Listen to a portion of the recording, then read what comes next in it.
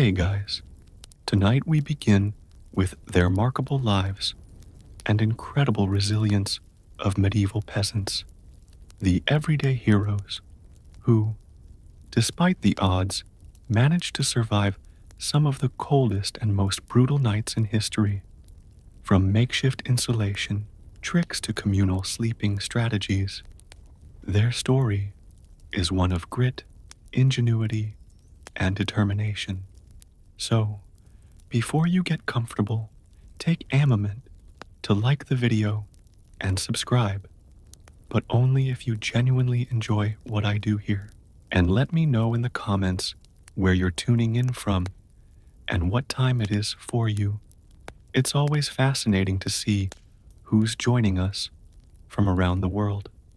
Now, dim the lights, maybe turn on a fan for that soft background hum, and let's ease into tonight's journey together. When you think of medieval life, you might imagine jousting knights, grand feasts, and merry fairs. But for the average peasant, winter was less about merit and more about how do we not die tonight. It wasn't just a season. It was a test of endurance that came around every year, like an especially cruel teacher who didn't believe in second chances. Picture this. You're living in a tiny mud and stick hut with walls so thin you could probably hear a bird sneeze from outside. No insulation, no windows, unless you count a small hole stuffed with animal skin, and definitely no thermostat wars with your siblings. The inside temperature of your home was usually just a polite couple of degrees above whatever the weather was doing outside. If it was freezing outdoors, it was politely, slightly less freezing inside. Congratulations. Nights were the worst. Darkness swallowed everything. The wind howled like an angry ghost, and the fire in the hearth sputtered pathetically, doing its best, but mostly just roasting the toes of whoever was sitting closest. If you were on the other side of the room, sorry, you might as well have been camping outside with worse snacks. Clothing wasn't much help either. Peasants didn't own fancy fur coats or goose-down blankets. You had a couple of rough-spun wool tunics, maybe a cloak that smelled suspiciously of goat, and a hope that layering them would turn you into some kind of human onion. Spoiler, it didn't really work.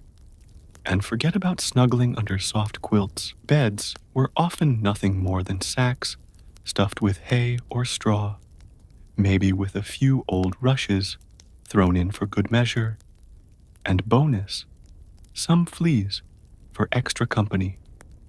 Luxury, thy name is medieval peasant life.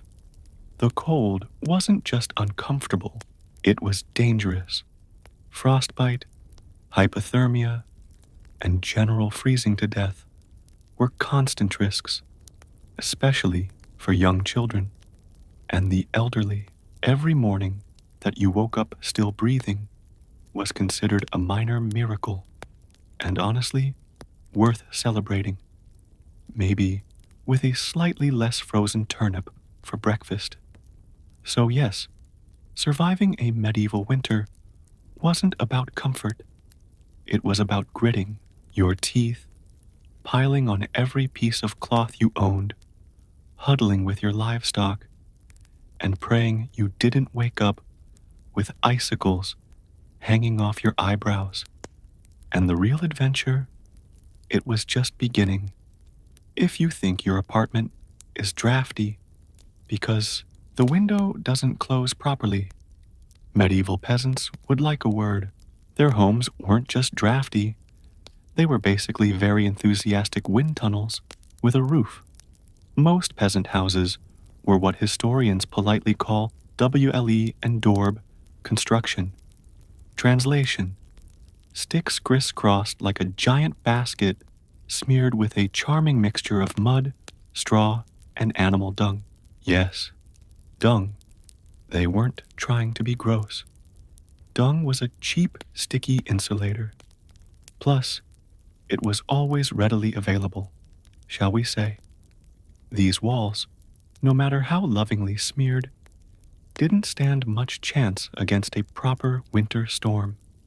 The cold wind found every crack, every gap, and gleefully danced its way into the one-room homes, swirling around and making sure you never got too comfortable. Privacy? Absolutely not. Warmth? Not really. Character building? Definitely. And then there were the roofs. Thatched roofs looked picturesque, sure. But after a few months of rain and snow, they sagged, leaked, and occasionally let in the local wildlife. Nothing says pleasant evening like a squirrel dropping onto your dinner. Windows, if they existed at all, were laughably tiny and usually covered with thin animal hides or wooden shutters. Glass was so expensive that even the lord of the manor probably couldn't afford more than a single tiny pane. And peasants, they were just happy if the wind didn't rip the cowhide right off the wall mid-blizzard. To make matters worse, floors were often just compacted dirt. When it rained or snowed heavily, mud seeped up through the ground. So technically, you could say they had indoor water features. Not that they appreciated it. In winter, every step inside your own home could feel like trudging across a-frozen marsh, cold from below, cold from above, cold from inside. It was a three-dimensional assault on your body heat. But medieval peasants weren't the type to whine. They packed gaps with moss, jammed old rags into the worst drafts, and huddled close to each other. Human insulation at its finest. Creativity, stubbornness, and a bit of sheep grease rubbed into the walls were often the only thing standing between them and becoming medieval popsicles. Because if your house was falling apart and your best protection against the elements involved mud and goat hair, well, at least you could laugh about it. Sort of if your teeth weren't chattering too hard, as if the freezing air wasn't enough. Medieval peasants also had to battle a silent enemy rising from below. The frozen ground itself. Floors weren't really floors back then. They were just slightly flatter patches of earth inside your home. Maybe, if you were lucky, someone had thrown down some straw or old rushes to give you the illusion of comfort. But make no mistake, you were sleeping uninsulted, back away from the cold, hard dirt. And oh, that cold was relentless. It seeped up from the earth like an evil little ghost, worming its way through Thestra into your bones and straight into your very soul. If you dropped anything onto the floor during a winter night, congratulations. It was now part of the permafrost. Medieval peasants tried to fight this grim battle in a few ways. One method was layering thick mats of straw across the floor if you could afford it.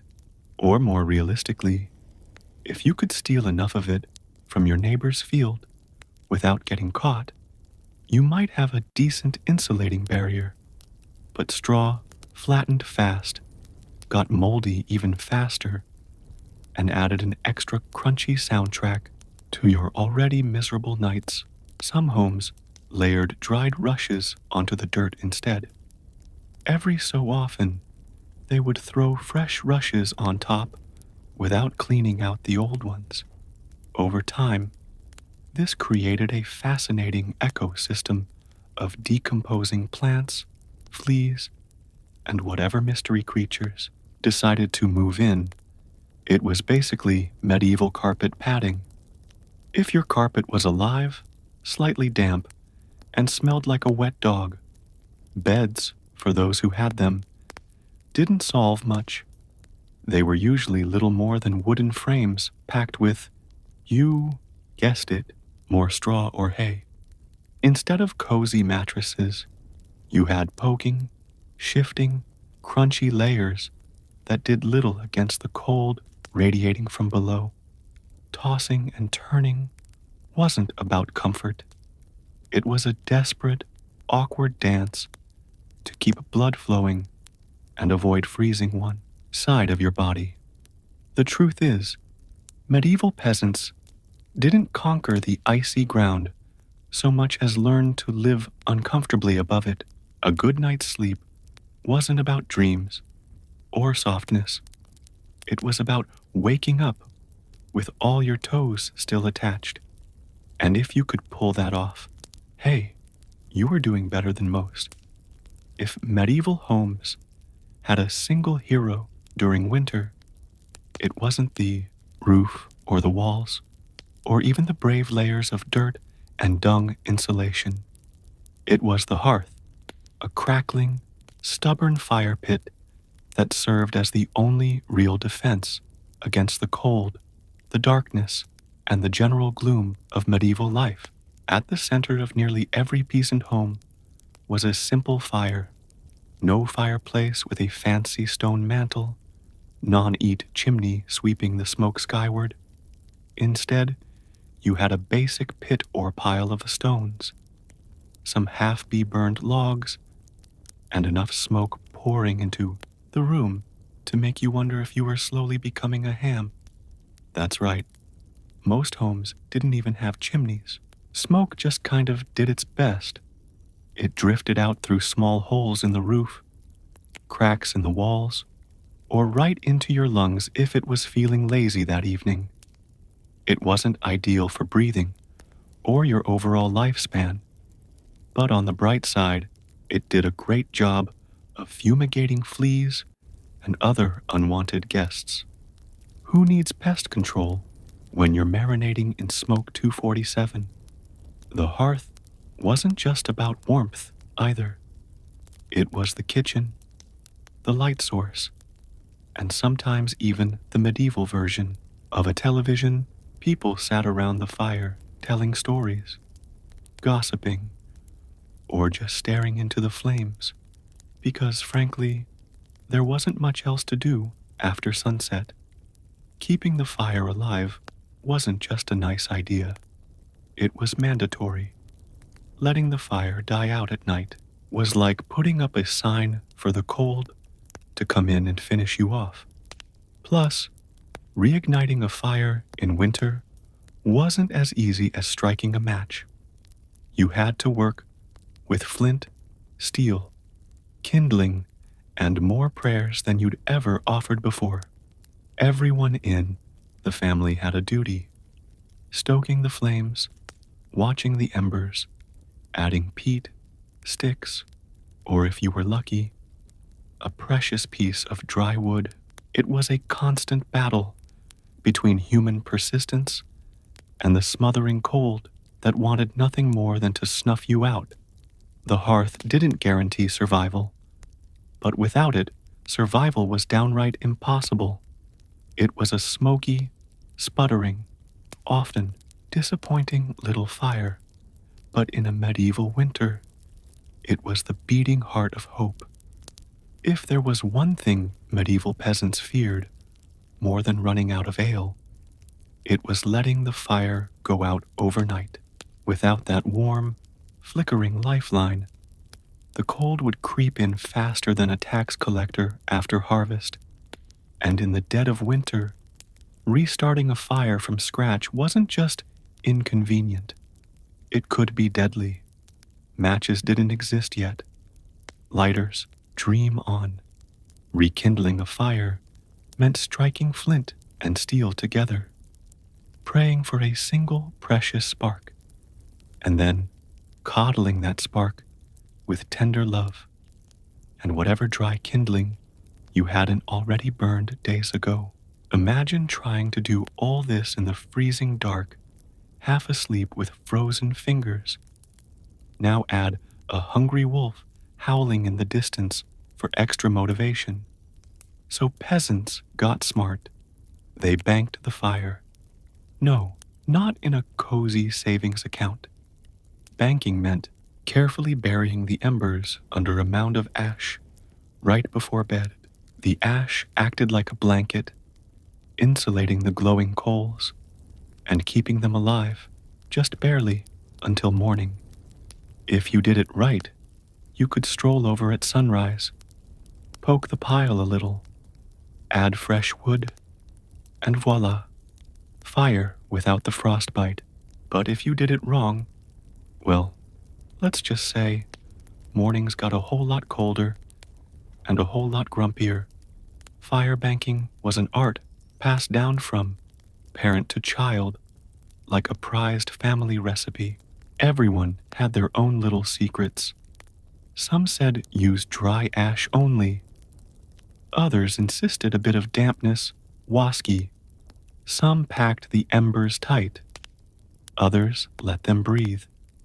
You could practically start a medieval argument just by suggesting a better fire banking method.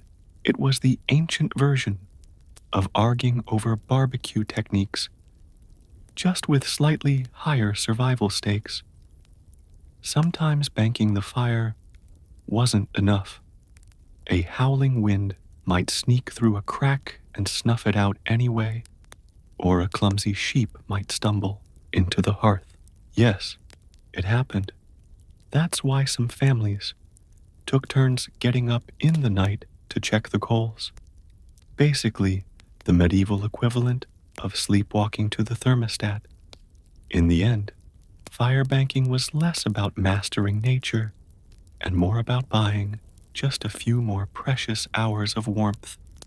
And if you woke up to even a single surviving ember, that was your victory right there, and enough to face another day of battling the cold. In medieval times, the phrase, "the more the merrier," wasn't just about parties. It was a winter survival tactic. When the fire sputtered and the freezing winds whistled through every crack, there was one surefire source of warmth: each other.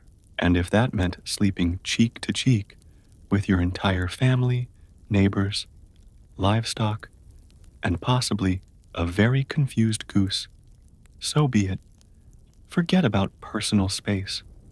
Privacy wasn't even a concept. On the coldest nights, the goal wasn't comfort. It was don't wake up frozen to the floor.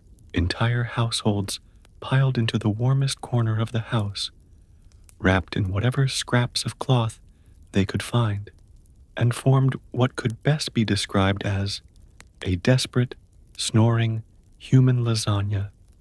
Younger kids squeezed in between parents, grandparents snuggled under the outer layers, and if Cousin Ethel showed up unexpectedly, well, there was always room for one more. If you were lucky, you got to sleep in the middle, where body heat radiated from all sides. If you were unlucky, you were on the edge, the medieval equivalent of sleeping next to the door of a meat locker. And woe to the person who moved too much during the night. You shift once to get comfortable, and suddenly you've knocked Aunt Maud into the freezing draft by the wall. Congratulations, you're now the family villain. Sometimes even bedding was shared. A communal straw mattress that slowly flattened under the nightly weight of multiple generations. And because hygiene wasn't exactly winning any awards back then, let's just say it wasn't the most fragrant sleeping arrangement. But hey, when it's you versus frostbite, you stop being picky. Body heat wasn't just nice, it was strategic.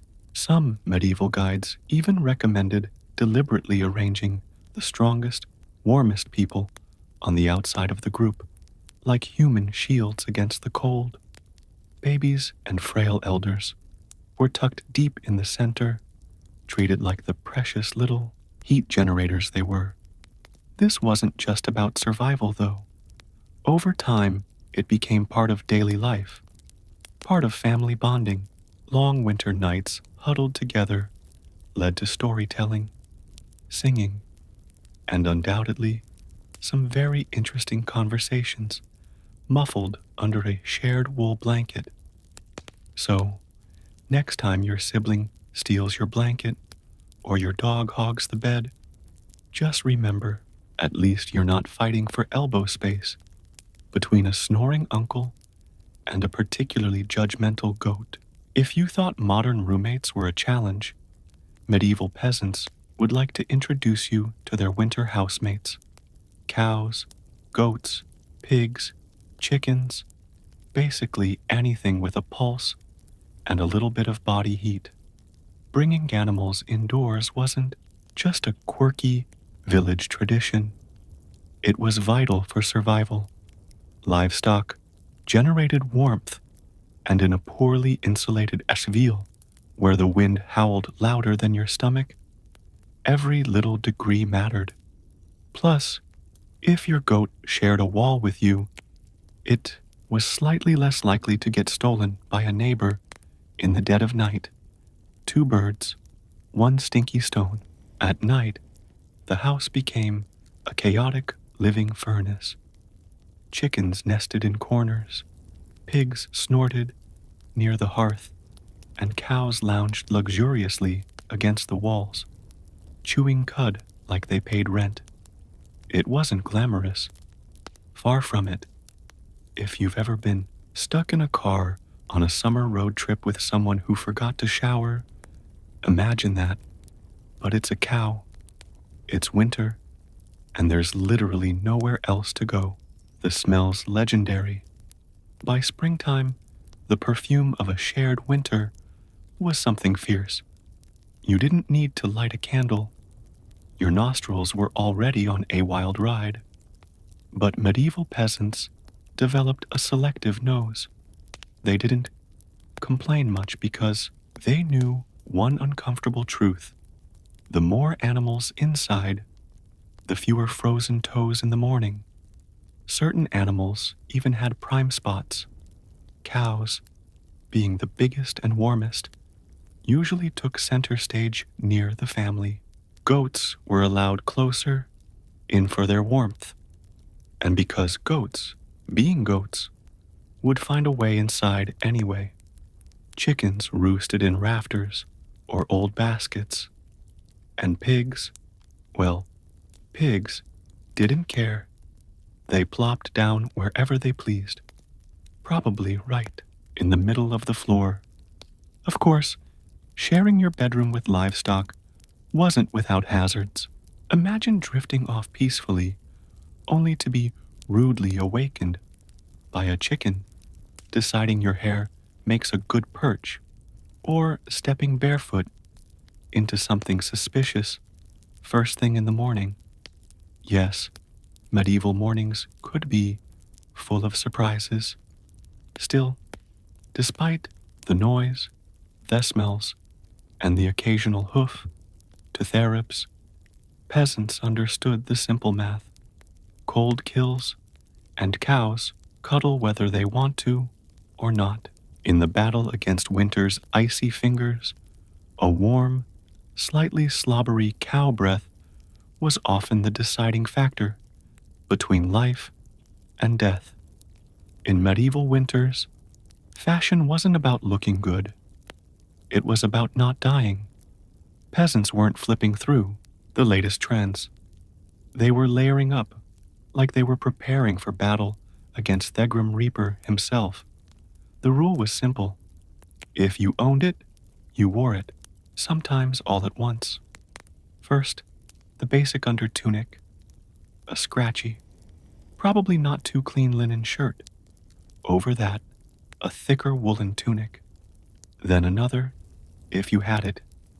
Add some leggings that sagged at the knees, a rough cloak draped over your shoulders, and if you were really lucky, a patched-up sheep's skin thrown on top like a prize trophy.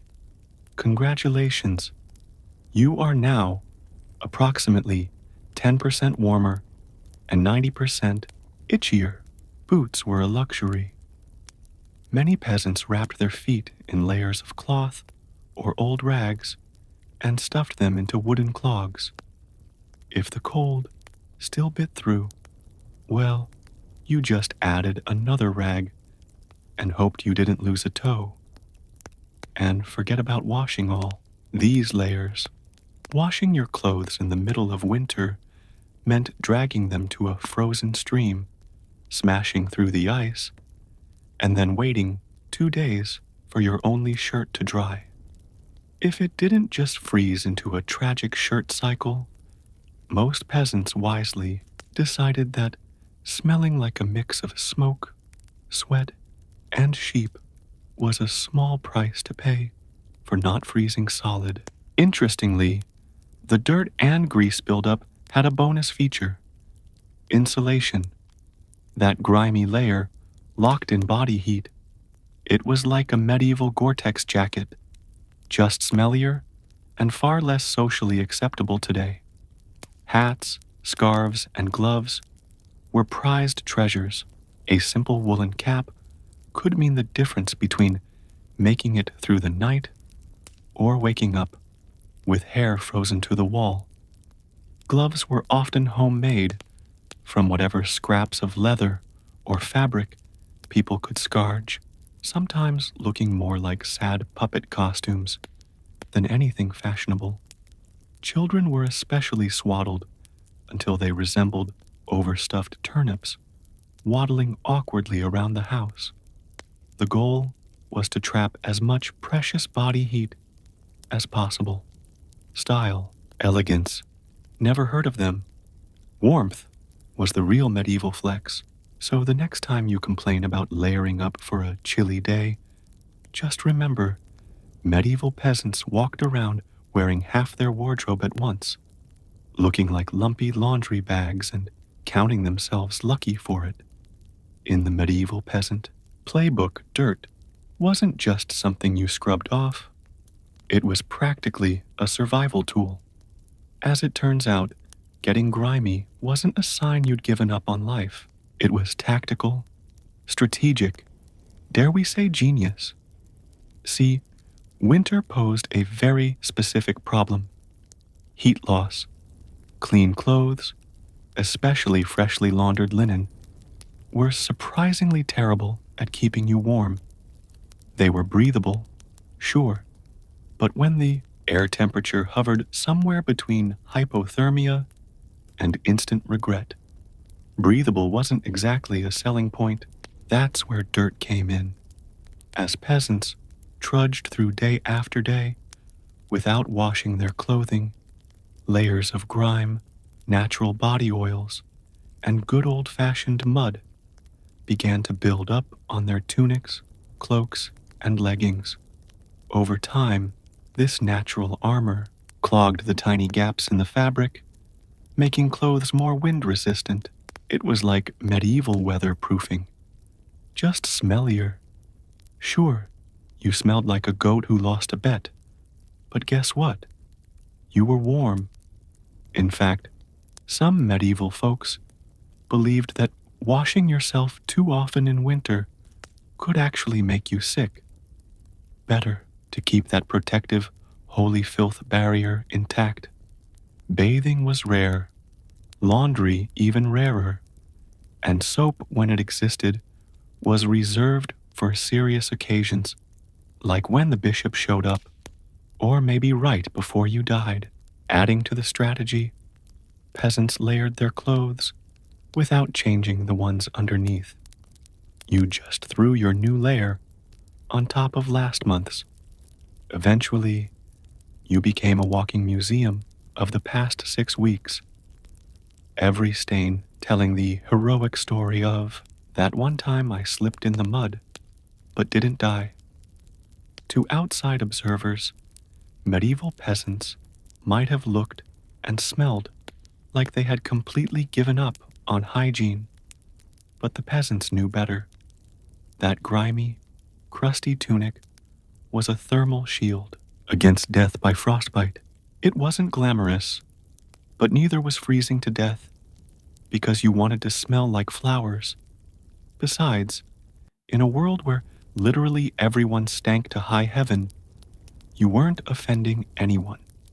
Nose blindness was practically a way of life.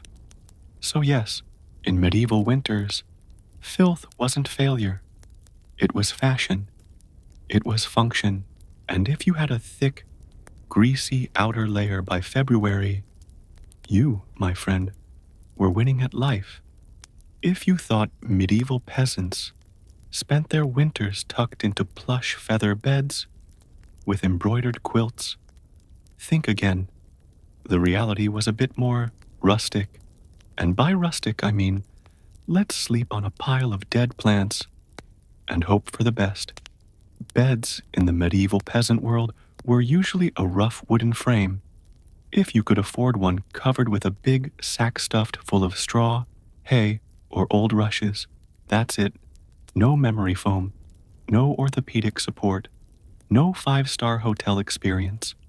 Just a crunchy, lumpy, slightly pokey mess that smelled faintly of barnyard androgret. Every toss and turn in the night brought a delightful soundtrack of crinkling straw and the occasional sharp jab from a rogue stalk. Some peasants even skipped the wooden frame altogether and just threw the straw straight onto the dirt floor, creating a luxurious groundle sleeping experience that modern influencers would probably rebrand as earth-connected slumber. The straw mattresses weren't just uncomfortable, they were temporary. Over time, the straw flattened, grew moldy, attracted bugs, and generally turned into a biological hazard zone. Changing Thestra was a big event, usually done a few times a year if you were diligent, or whenever your bed started actively moving without your permission. Rushes were a popular alternative. These long grasses were spread thick on the floor, sometimes mixed with herbs like lavender or rosemary, to mask the overwhelming odor, livestock aroma of daily life. Fresh rushes smelled lovely for about a day. After that, they became part of the muddy, trampled landscape inside the house, blending seamlessly with dirt, food scraps, and whatever else wandered in. And let's not forget the bedfellows. Fleas, lice, and other charming critters loved straw bedding almost as much as the peasants did. If you woke up scratching more than you slept, congratulations. You were living the authentic medieval experience. Despite the hardships, these humble beds were lifesavers. Piles of straw provided a crucial insulating layer against the frozen earth, and clumping together atop them created pockets of shared body heat. Medieval central heating at its finest. So, next time you sink into your soft, supportive mattress, just remember, somewhere out there a medieval peasant is looking down at you from history, grinning through a mouthful of missing teeth and saying, "Must be nice." When you live in a house made of sticks, mud, and optimism, you quickly learn that winter breezes aren't just a nuisance. They're personal attacks. Medieval peasants didn't just fight the cold from the outside. They fought it from inside their own homes, armed with nothing but whatever they could cram into the cracks. And trust me, there were a lot of cracks. Walls warped, mud crumbled, thatch sagged. The cold seemed to find new places to sneak in every night, like a mischievous poltergeist with a grudge. Sealing up the house became an art form. Peasants stuffed gaps with moss, straw, scraps of old cloth, bundles of dry grass, and sometimes even animal hair. If it was soft, squishy, or vaguely insulating, it was jammed into a hole somewhere. Some particularly determined souls daubed extra layers of mud and dung, over the outside of their walls as an annual winter project. Imagine standing there in freezing weather, slapping cold manure onto your own house while muttering, "This is fine. This is luxury." Because in a way it was. Roof leaks were another battlefield. Thatch, while cheap and plentiful, wasn't exactly waterproof, especially after a few seasons of rain and snow. Peasants would plug holes in the roof with spare bits of cloth, bundles of reeds, or in moments of true desperation, chunks of turf stolen from the nearest field. Every home eventually started to look like a slightly sad patchwork quilt made by someone who gave up halfway through. Doors, windows, if you had them, you were lucky. But even then, they were little more than wood planks hung by iron nails and sheer stubbornness. Window holes were often covered with animal hides or thick cloth soaked in animal fat to block out the worst drafts and add a bonus aroma of mystery meat to the living space. Every night was a battle between human ingenuity and the relentless, sneaky cold. One minute you were warm, the next minute a sudden gust would find the one spot you missed, slapping you awake like a frosty hand of doom. Yet somehow, through cleverness, stubbornness, and a refusal to accept, slightly frozen as a permanent state of being, medieval peasants patched, stuffed, and muddled their way through the worst winters nature could throw at them, one muddy handful at a time. When the cold bites hard enough to keep you awake at night, medieval peasants had a solution. Don't even try to pretend everyone's sleeping at once. Instead, they developed a survival strategy that today would make any military commander proud. Sleeping in shifts. It wasn't some grand organized system with whistles and roll calls. It was far simpler and much more desperate. Half the household stayed awake, tending to the fire and patching up stray drafts, while the other half curled up under threadbare blankets and hay, trying to catch a few precious hours of half-frozen sleep. The fire needed constant attention. Left alone, it would die down, and restarting it, remember, was about as easy as getting a stubborn donkey to dance. So, someone had to be on Ember Patrol, and since no one wanted to get up once they were finally warmish, families rotated shifts. You dozed for a few hours, got elbowed awake, then stumbled over to the hearth to poke, prod, and curse the fire back to life, while trying not to step on a goat. The rotation wasn't glamorous. There were no night vision goggles, no late night snacks, and certainly no 5 more minutes snooze buttons. Just stiff joints, heavy eyelids, and a growing resentment toward whoever snored loudest during your shift. Children old enough to hold a stick were pressed into service, learning early that in winter everyone pulled their weight or froze trying.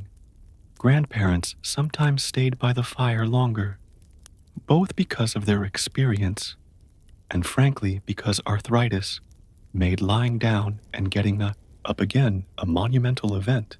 And when it was your turn to sleep, good luck with people moving about, animals rustling, wind battering the walls, and the occasional sharp nudge from a sibling who accidentally rolled over too hard. Getting quality rest was a miracle. Yet, despite the exhaustion, the system worked. Sleeping in shifts meant that there was always a set of eyes and cold, begrudging hands ready to keep the hearth alive. The embers survived, and by extension, so did the family. So next time you grumble about waking up to adjust the thermostat or let the cat out, spare a thought for the medieval peasant squinting into a smoking fire at 3 a.m., wondering if toes were really that important. After all, you know it's cold when you have to think about how you breathe just to stay alive. Medieval peasants didn't just battle the freezing air with cloaks, fires, and creative sleeping arrangements. They even adjusted the way they inhaled and exhaled to survive the night. The problem was simple. Deep open-mouthed breathing pulled icy air straight into your lungs. In a world where pneumonia could kill you faster than you could say Hail Mary, that was a risk nobody wanted to take. So, peasants learned the art of what you might call survival breathing. Instead of sucking in huge gulps of air like they'd just run a marathon, they kept their breathing shallow, slow, and most importantly, through the nose. The idea was to gently warm the incoming air a bit before it hit their lungs. It wasn't perfect, but it was better than coughing yourself into the grave by February.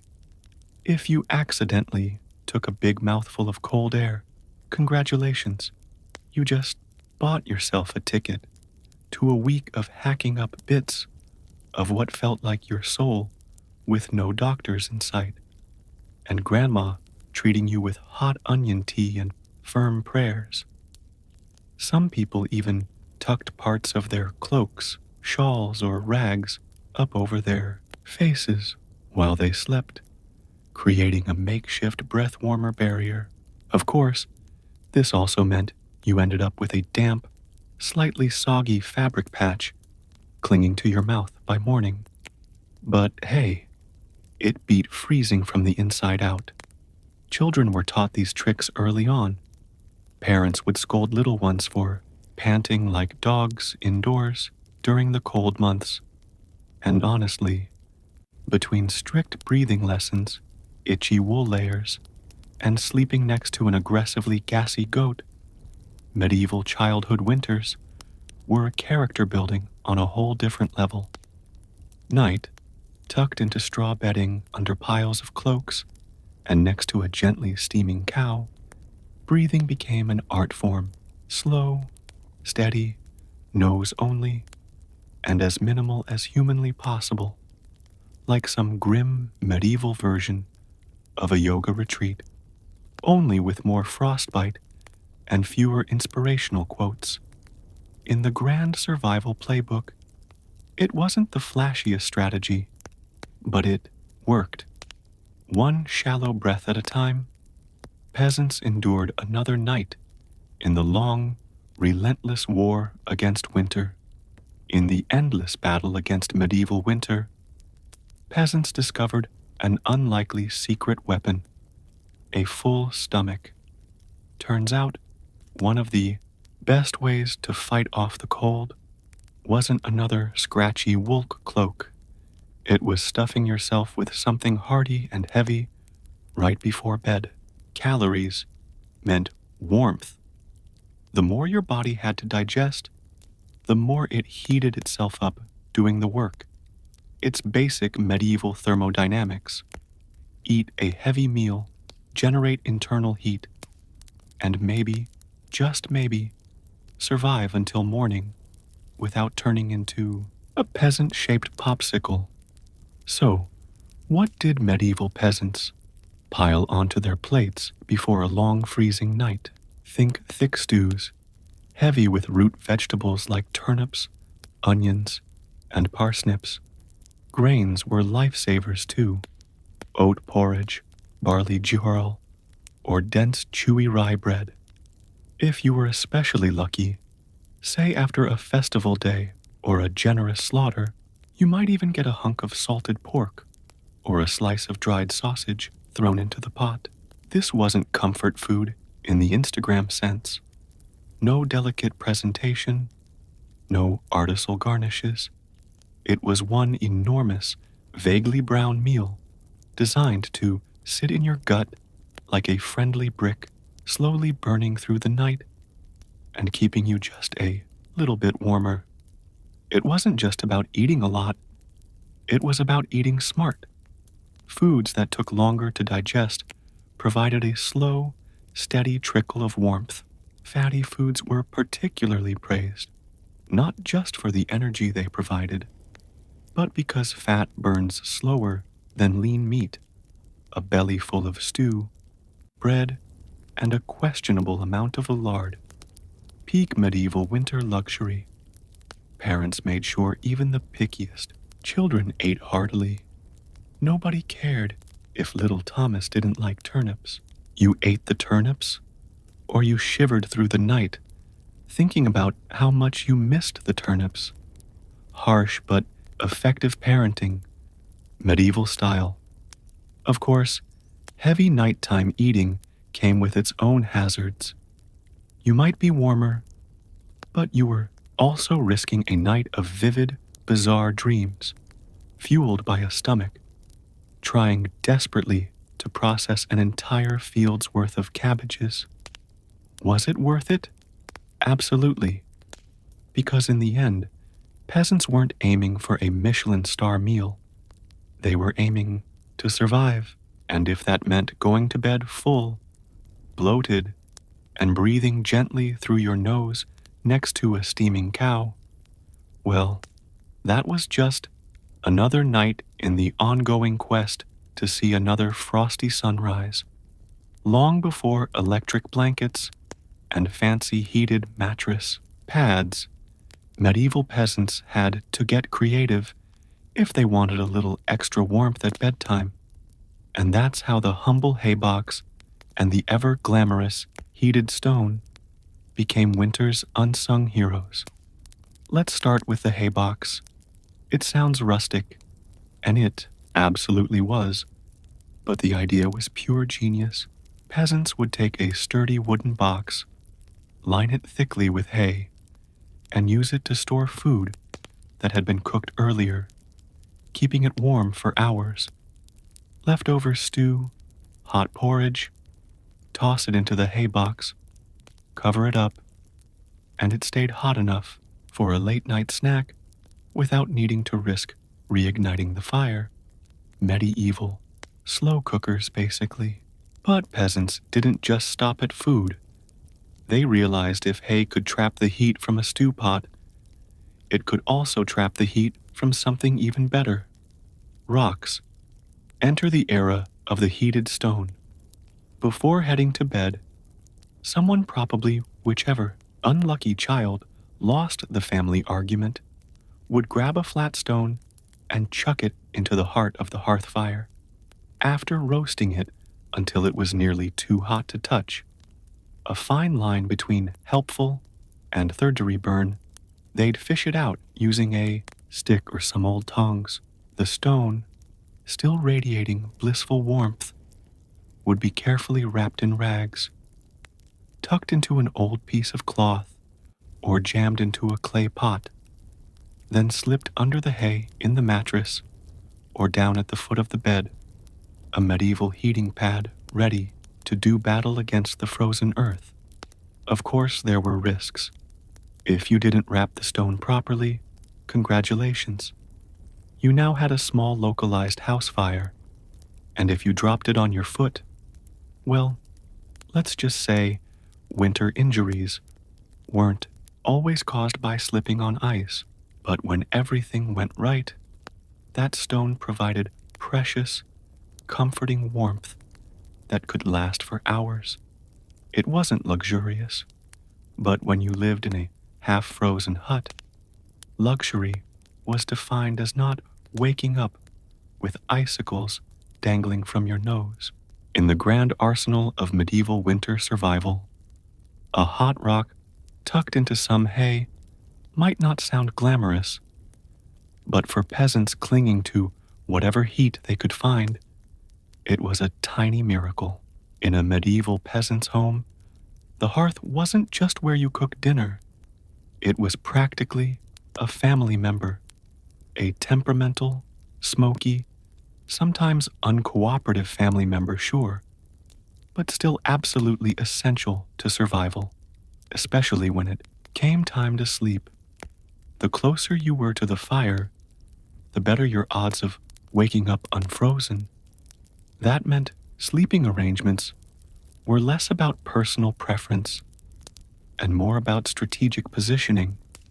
Infants, the elderly, and anyone sick or frail got first dibs on prime real estate. Parents, older kids, and sturdier adults fanned out from there like human insulation layers. Being assigned a spot close to the fire wasn't just kindness, it was basic survival math. Babies were fragile heat generators, and elders were precious repositories of family knowledge. And let's be honest, the best gossip, protecting them with prime warmth, was non-negotiable. But it wasn't all cozy toasting by the flames. Too close, and you risked waking up with your hair singed or your cloak smoldering suspiciously. Too far, and you were basically camping in an icebox. It was a delicate dance.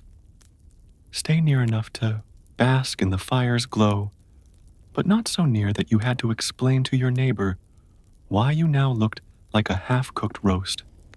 The fire also didn't spread warmth evenly. It mostly roasted the people directly in front of it, while everyone else fought over the narrow cone of heat like cold lizards jostling for a sunbeam. If you were lucky enough to fall asleep facing the fire, you might have one blissfully warm side and one side frozen so solid you could probably knock on it. Pets and livestock, of course, muscled in too. A dog might wedge itself between you and the fire, tail wagging dangerously close to open flame. Chickens sometimes perched perilously on hearthstones, clucking softly into the night like tiny feathery guardians of warmth. Every crackle of the logs, every shift of glowing embers was a tiny promise. You're still alive. You're still warm for now. And so peasants drifted into uneasy sleep, lulled by the fire's pops and hisses, each breath forming small clouds in the frigid air beyond the fire's fragile circle. It wasn't perfect. It wasn't comfortable. But it was life, clinging to warmth by a thread of glowing coals. In the medieval world, no one survived winter alone, unless they wanted to become a very stylish frozen statue by January. Survival wasn't just a family affair, it was a village project, a messy, muddy, loud collaboration where everyone's warmth and life depended on everyone else.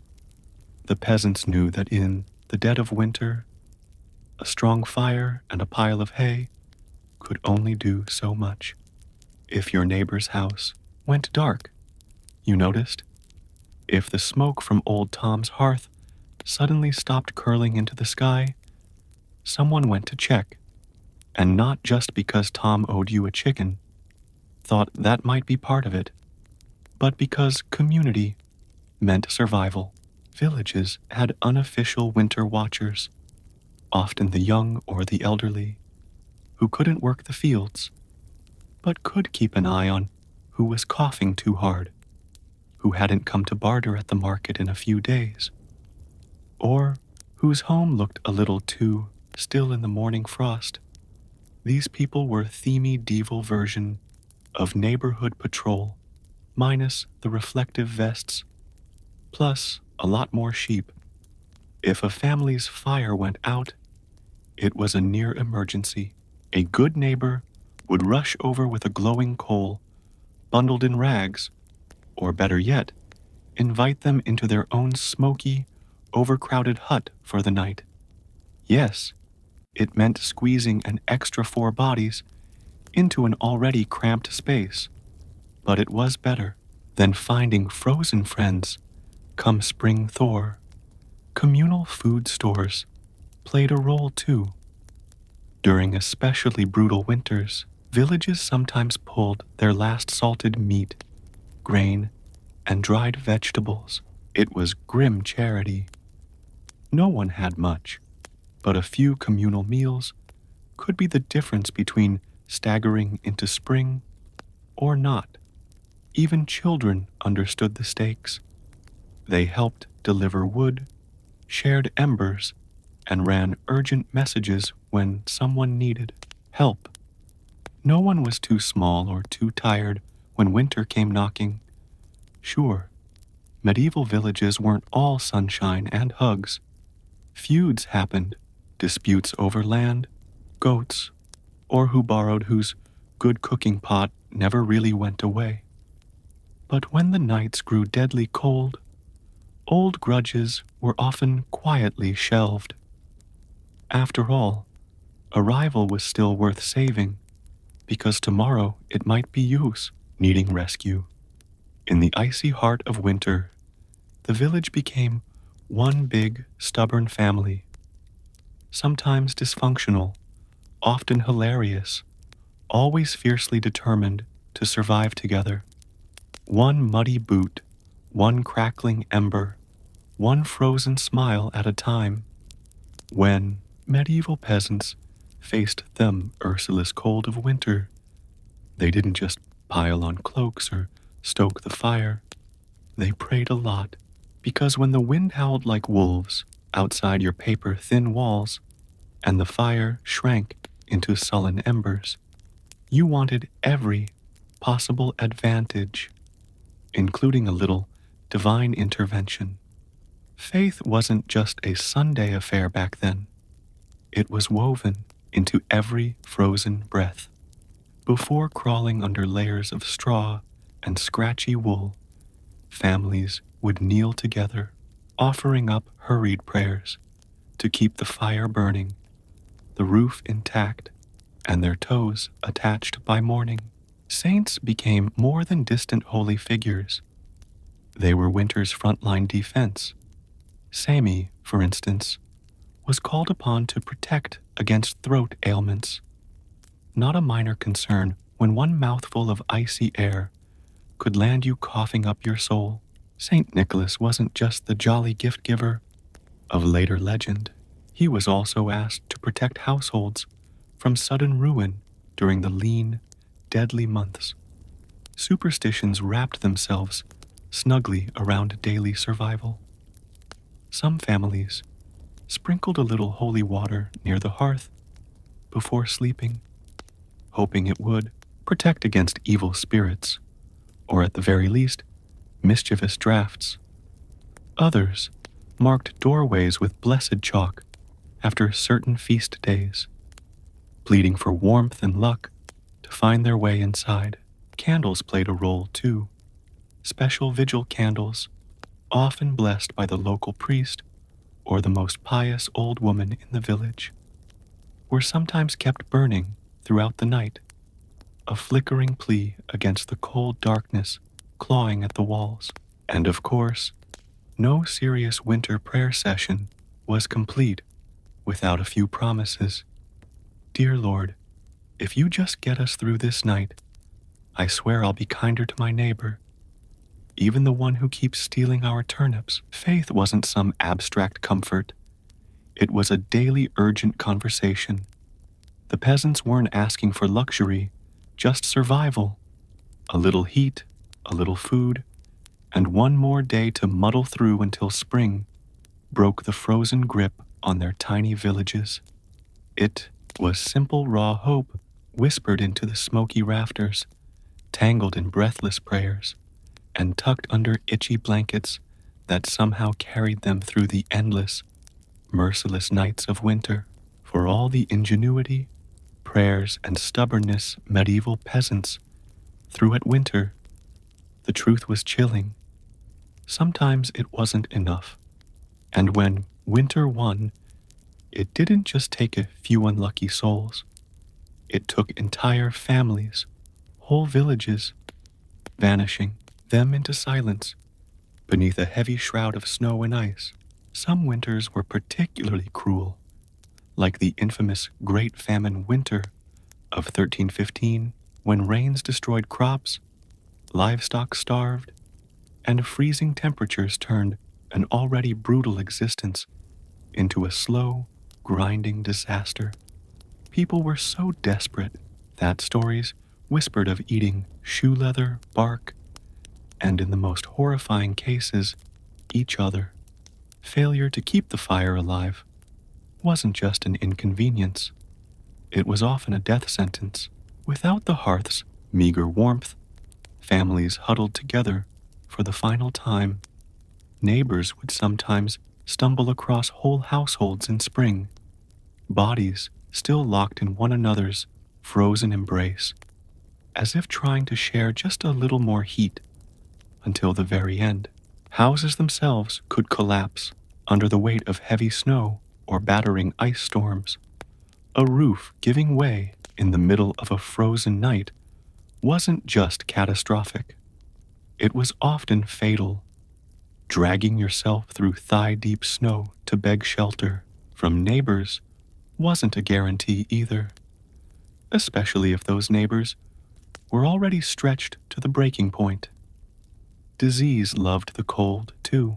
Starvation weakened the body, and cramped, smoky homes turned into breeding grounds for pneumonia, bronchitis, and other deadly infections. A simple cough in December could easily be a funeral by January. And then there was the quiet horror: frostbite, fingers, toes, even ears blackened and died while still attached to their owners. Some villagers survived winters at the cost of their limbs, a grim badge of honor that said, "I made it through, but winter took a piece of me." Yet, what's most haunting isn't just the death, it's the eerie normalcy of it. People accepted that, each winter, some among them wouldn't see the thaw. Death wasn't unexpected. It was just another neighbor at the door, wrapped in frost, waiting its turn. Even amid the bitter cold and constant threat, medieval peasants pressed on, stubborn, grieving, clinging to life, because as long as there was one ember left in the hearth, one breath hanging in the frozen air, there was still a fight worth fighting. When we look back at medieval peasants, those muddy, frost-bitten survivors of endless winters, it's tempting to see only their hardships: the cracked hands, the frozen toes, the smoke-choked huts. But buried beneath all that struggle is something far more powerful: a legacy of raw, stubborn ingenuity and unbreakable endurance. They didn't have central heating, thermal jackets, or cozy memory foam mattresses. They didn't even have the luxury of assuming they'd survive until spring. But what they did have, and what they left behind, was the blueprint for resilience. Every haystead mattress, every hand-banked fire, every moss-crammed wall gap was a testament to human creativity under pressure. Faced with impossible odds, they didn't collapse in despair. They adapted. They learned from the land, from each other, and from the bitter lessons carved by each brutal winter. Their communities were built on more than shared land. They were built on shared survival. They taught each other to watch over the sick, to pull resources when food ran low, to trust that helping a freezing neighbor today meant someone might help you tomorrow. They lived by the understanding that Noonan beats winter alone. Their faith, too, was a kind of endurance. They wove prayers into their daily lives, not just out of fear, but out of hope. Fragile, stubborn hope that tomorrow might be a little warmer, a little brighter. Hope that after 100 dark nights, spring would come again, and life would find a way to push through the frozen ground. And somehow it did. Because of their sacrifices, because of their unglamorous victories, surviving one more night, one more storm. Future generations thrived. Bit by frozen bit, they pushed humanity forward, enduring winters their ancestors could barely survive until warmth and comfort became common expectations instead of distant dreams. Their blood, sweat, and ingenuity are stitched invisibly into the lives we live now. Every cozy blanket, every warm house, every lazy winter evening spent sipping tea under soft lights, all of it is the end result of countless medieval peasants refusing to give in to the cold. So the next time the wind howls outside your double-paned window, maybe spare a thought for them, the nameless, fearless ones who turn shivering survival into a living legacy. One ember, one breath, one stubborn heartbeat at a time. Anne Boleyn didn't come into the world with a crown on her head or armies at her feet.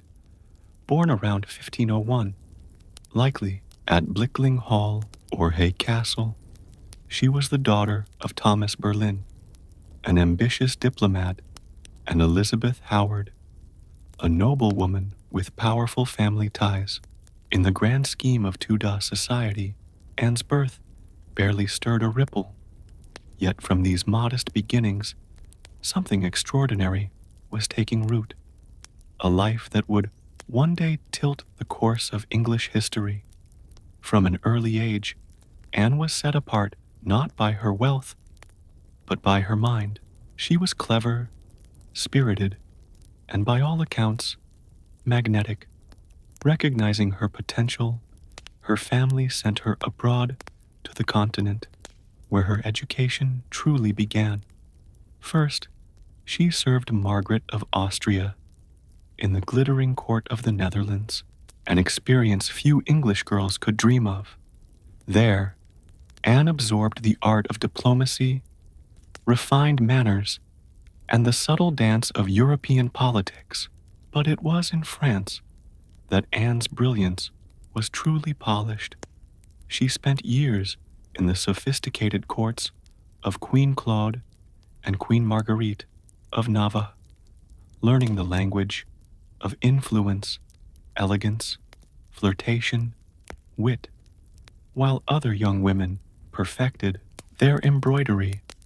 Anne mastered conversation, intrigue, and the art of commanding attention without ever seeming to seek it.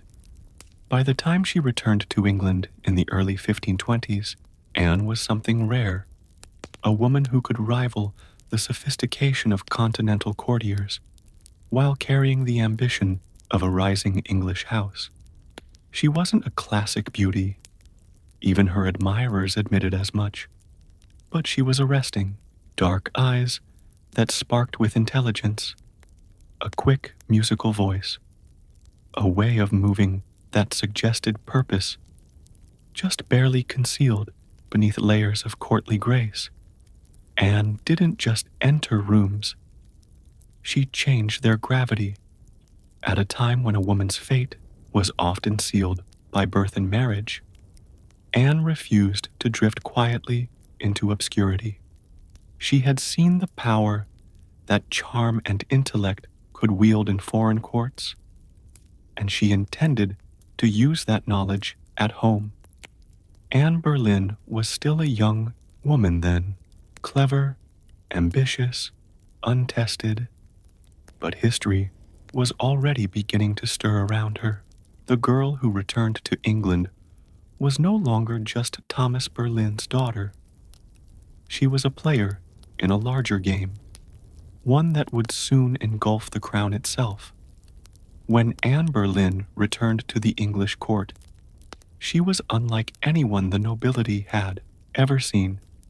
In a world full of pale-faced, modest English roses, Anne was a thunderstorm, electric, unpredictable, impossible to ignore. Her dark hair, bold eyes, and quick, sharp wit set her apart from the gentle, obedient ladies who filled the court of King Henry VIII. At first, she played the role expected of her, a maid of honor to Queen Catherine of Aragon. But even in the Queen's shadow, Anne's presence flickered like a candle too bright to snuff out. She danced gracefully, spoke French with the ease of a native, and laughed with a confidence few women dared display. Men noticed. Women gossiped. The court buzzed quietly about the striking Berlin girl. It wasn't long before she caught the most dangerous attention of all, the king himself. Henry VIII was no stranger to flirtation. His court was a playground of whispered promises and secret liaison. But Anne was different. She didn't swoon at his compliments or fall eagerly into his arms like so many others had.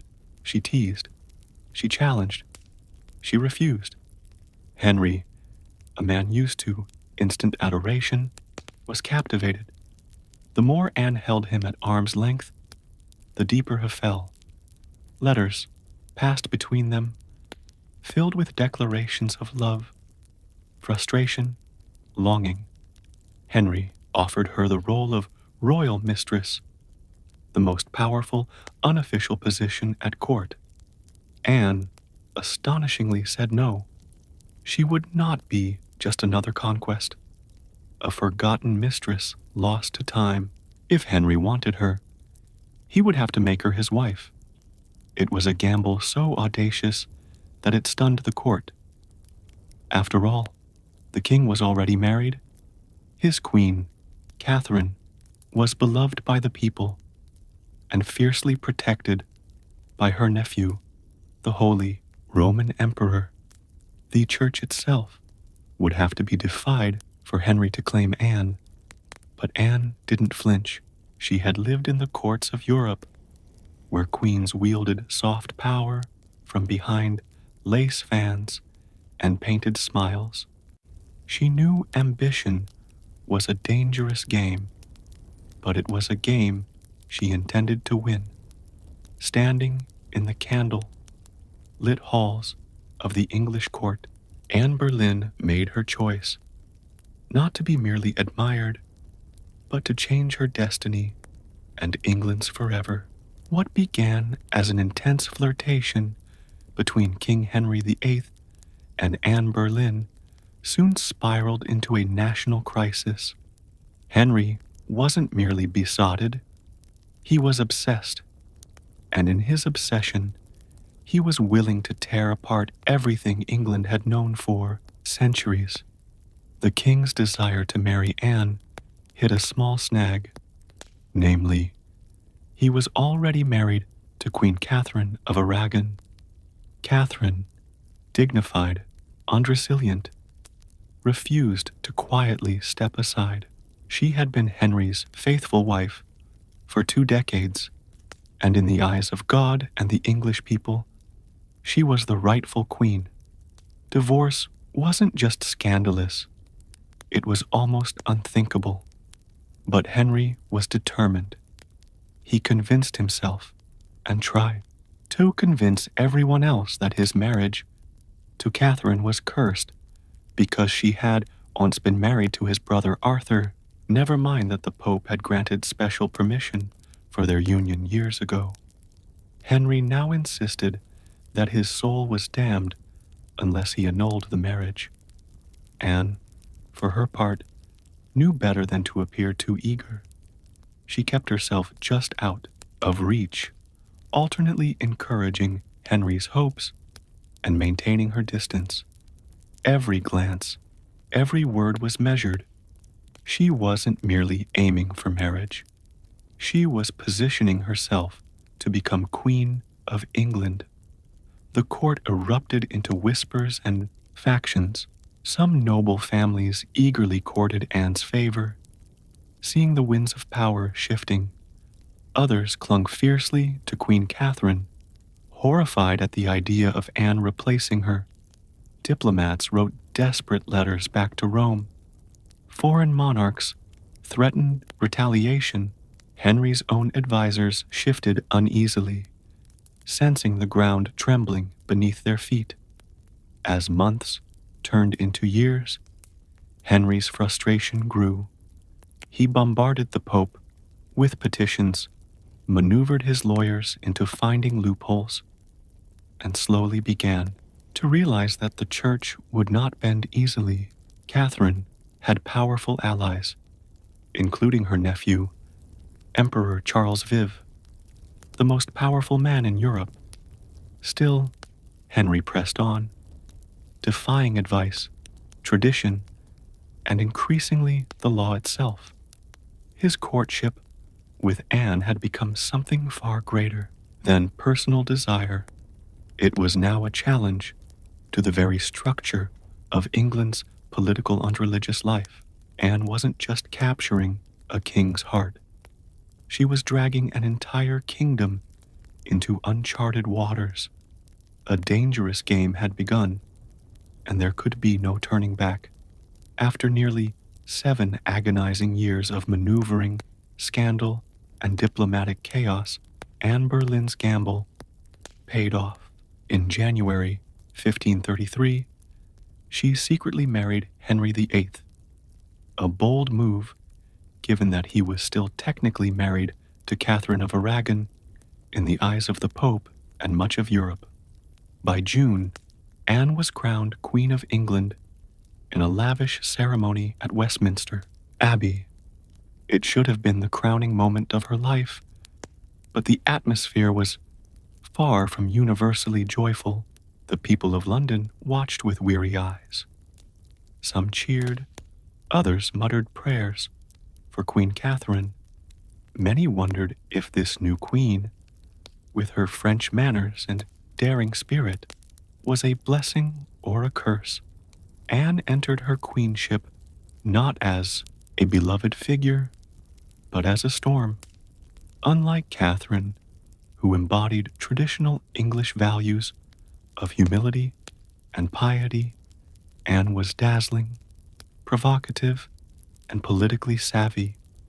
She wore bold colors, commanded the court with sharp intelligence, and made powerful enemies with breathtaking speed.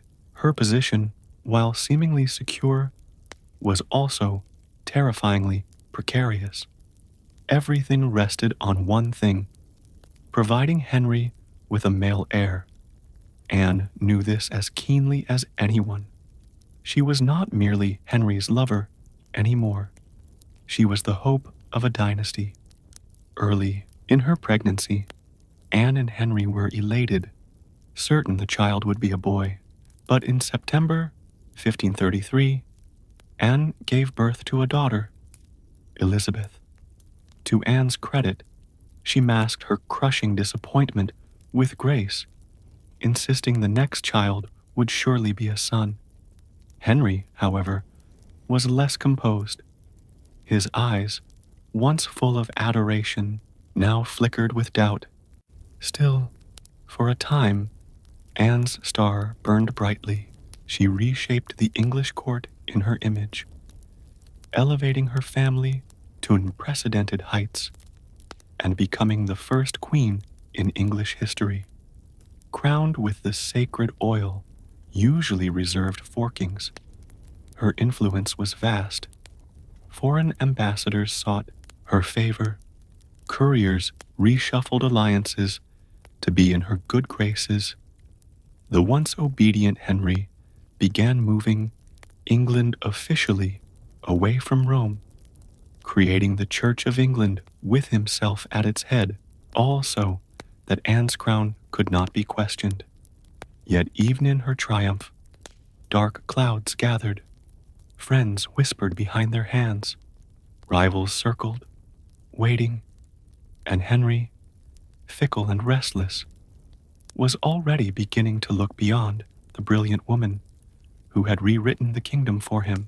Anne had won the throne, but keeping it would demand more than charm, ambition, or even love. Anne Boleyn had climbed higher than almost any woman of her time. But the higher you rise, the harder the fall. Almost from the moment she placed the crown on her head, the cracks in her world began to show. At the heart of Anne's struggles was the pressure to produce a male heir. Her first child, Elizabeth, though bright and healthy, was not the son Henry V had hung his dynastic hopes upon, and the clock was ticking. Anne suffered multiple pregnancies in quick succession, but heartbreak followed, miscarriages that left her physically weakened and emotionally battered. Each lost child chipped away at the foundation she had built. Henry, once passionately devoted, began to pull away, his disappointment carving rifts between them. Anne, never one to suffer in silence, argued, demanded, fought to keep her place. But Henry, a man who prized obedience as much as beauty, grew tired of her sharpness, her defiance, the very fire that had once drawn him in. Outside the royal chambers, enemies were gathering like wolves. Many nobles who had tolerated Anne's rise with gritted teeth now openly schemed for her downfall. Catherine of Aragon's supporters never forgave Anne for what they saw as theft and sacrilege. Even commoners whispered against her, calling her the Great, blaming her for the schism with Rome and the heavy-handed changes that followed. And then came Jane Seymour, quiet, demure, everything Anne was not. Jane captured Henry's wandering attention, just as Anne's influence began to wane it. Where Anne had dazzled him with brilliance and challenge, Jane offered soothing compliance. It was a dangerous shift, and Anne, perceptive as ever, saw it happening. She tried to reclaim her position, lavishing attention on Henry, promising more sons, begging for patience. But the king, ever fickle, had already begun imagining life without the woman for whom he had once torn a kingdom apart. Anne's political enemies, including Thomas Cromwell, once her ally, sensed the changing tide. They began laying the groundwork for a campaign of destruction, quietly gathering accusations, rumors, and witnesses. The woman who had played the dangerous game of ambition so masterfully was now losing ground. Anne had won her crown through cunning and courage. But in the brutal, shifting world of Henry's court, past victories meant little. Only fresh success mattered, and Anne's enemies were sharpening their knives. The queen, who had shattered a kingdom, would soon see how quickly a kingdom could shatter her. Anne Boleyn's enemies didn't attack her with armies or swords. They came with whispers, secrets, and carefully sharpened lies. In the back rooms of court, betrayal was brewing, silent, patient, deadly. Thomas Cromwell, once Anne's greatest ally in the English Reformation, had turned against her. Their alliance had been built on mutual ambition, but now their interests clashed. Anne wanted reforms to help the poor and limit the power of greedy nobles. Cromwell wanted stability, favor with Henry, and no interference. Anne's boldness had made her dangerous, and in Henry's fickle heart, love had curdled into irritation, suspicion, and cold detachment. Anne had few true friends left. Even her charm, once her greatest weapon, now grated against the court's hunger for a gentler, more pliable queen. And Jane Seymour, quiet and calculating, waited just out of sight, the perfect contrast to Anne's fading fire. It was Cromwell who moved first, knowing Henry was restless, knowing that the king wanted an exit but lacked a convenient excuse. Cromwell offered a solution. What if Anne could be removed, not by divorce, which would humiliate Henry, but by disgrace? The accusations were wild, monstrous, even adultery, incest, conspiracy against the king. Anne, the proud, brilliant queen, painted as a betrayer, a temptress, a threat to the very crown she once defined. Cromwell carefully gathered evidence, coaxing confessions under torture, twisting courtly flirtations into damning testimony. Several men, including Anne's own brother, George Boleyn, were arrested. The charges made little sense. They were riddled with contradictions and impossibilities. But in Henry's court, truth was whatever the king needed it to be. Anne, sensing the tightening noose, fought desperately. She appealed to Henry's memory, to the love they had once shared. But it was no use. The man who had once torn England apart for her now refused to meet her eyes. In May 1536, Anne was arrested and taken to the Tower of London. As the great gate slammed shut behind her, she knew the truth. She was no longer a queen. She was a prisoner, a pawn trapped in the brutal game she had once played so masterfully. Betrayal had sealed her fate. And now, alone in the tower, Anne Boleyn waited for the final move. Anne Boleyn stood in the great hall of the Tower of London, facing a tribunal of nobles, many of whom owed their very titles and fortunes to her rise. Now they sat in judgment, cold and watchful, prepared to erase the woman who had once changed the destiny of England. The charges against her were shocking. Adultery with multiple men, including her own brother, George Boleyn, high treason, conspiracy against the king. In another world, such accusations against a queen would have been unthinkable. But here, now they were simply theater, a grim performance designed to give Henry VII exactly what he wanted: Anne's downfall, wrapped in a thin veil of legality. Anne defended herself with the same fire that had once won Henry's heart. She denied every accusation with intelligence, precision, and an unwavering composure that astonished even her enemies. She reminded them that she had been crowned with sacred oil, chosen by God, and anointed as Queen of England. She reminded them of her loyalty, her sacrifices, her love. But it was all for nothing. The verdict had been decided long before Anne set foot in the courtroom. The trial was a spectacle for the court and for the people, a public unmaking of a once unbreakable woman. Witness after witness, many coerced or bribed, spoke damning words. Dates and places contradicted each other. Evidence was flimsy when it existed at all. But the truth was irrelevant now. Anne was found guilty. Her brother George and the other men accused with her were sentenced to death as well. Anne would be executed by beheading, a merciful sentence compared to the usual traitor's death of hanging, drawing, and quartering. When the verdict was read, and did not break, she stood tall, her face pale, but her spirit fiercely intact. In those final moments, before being led back to her cell, she spoke clearly, declaring that she was prepared to die, and prayed that God would have mercy on her soul.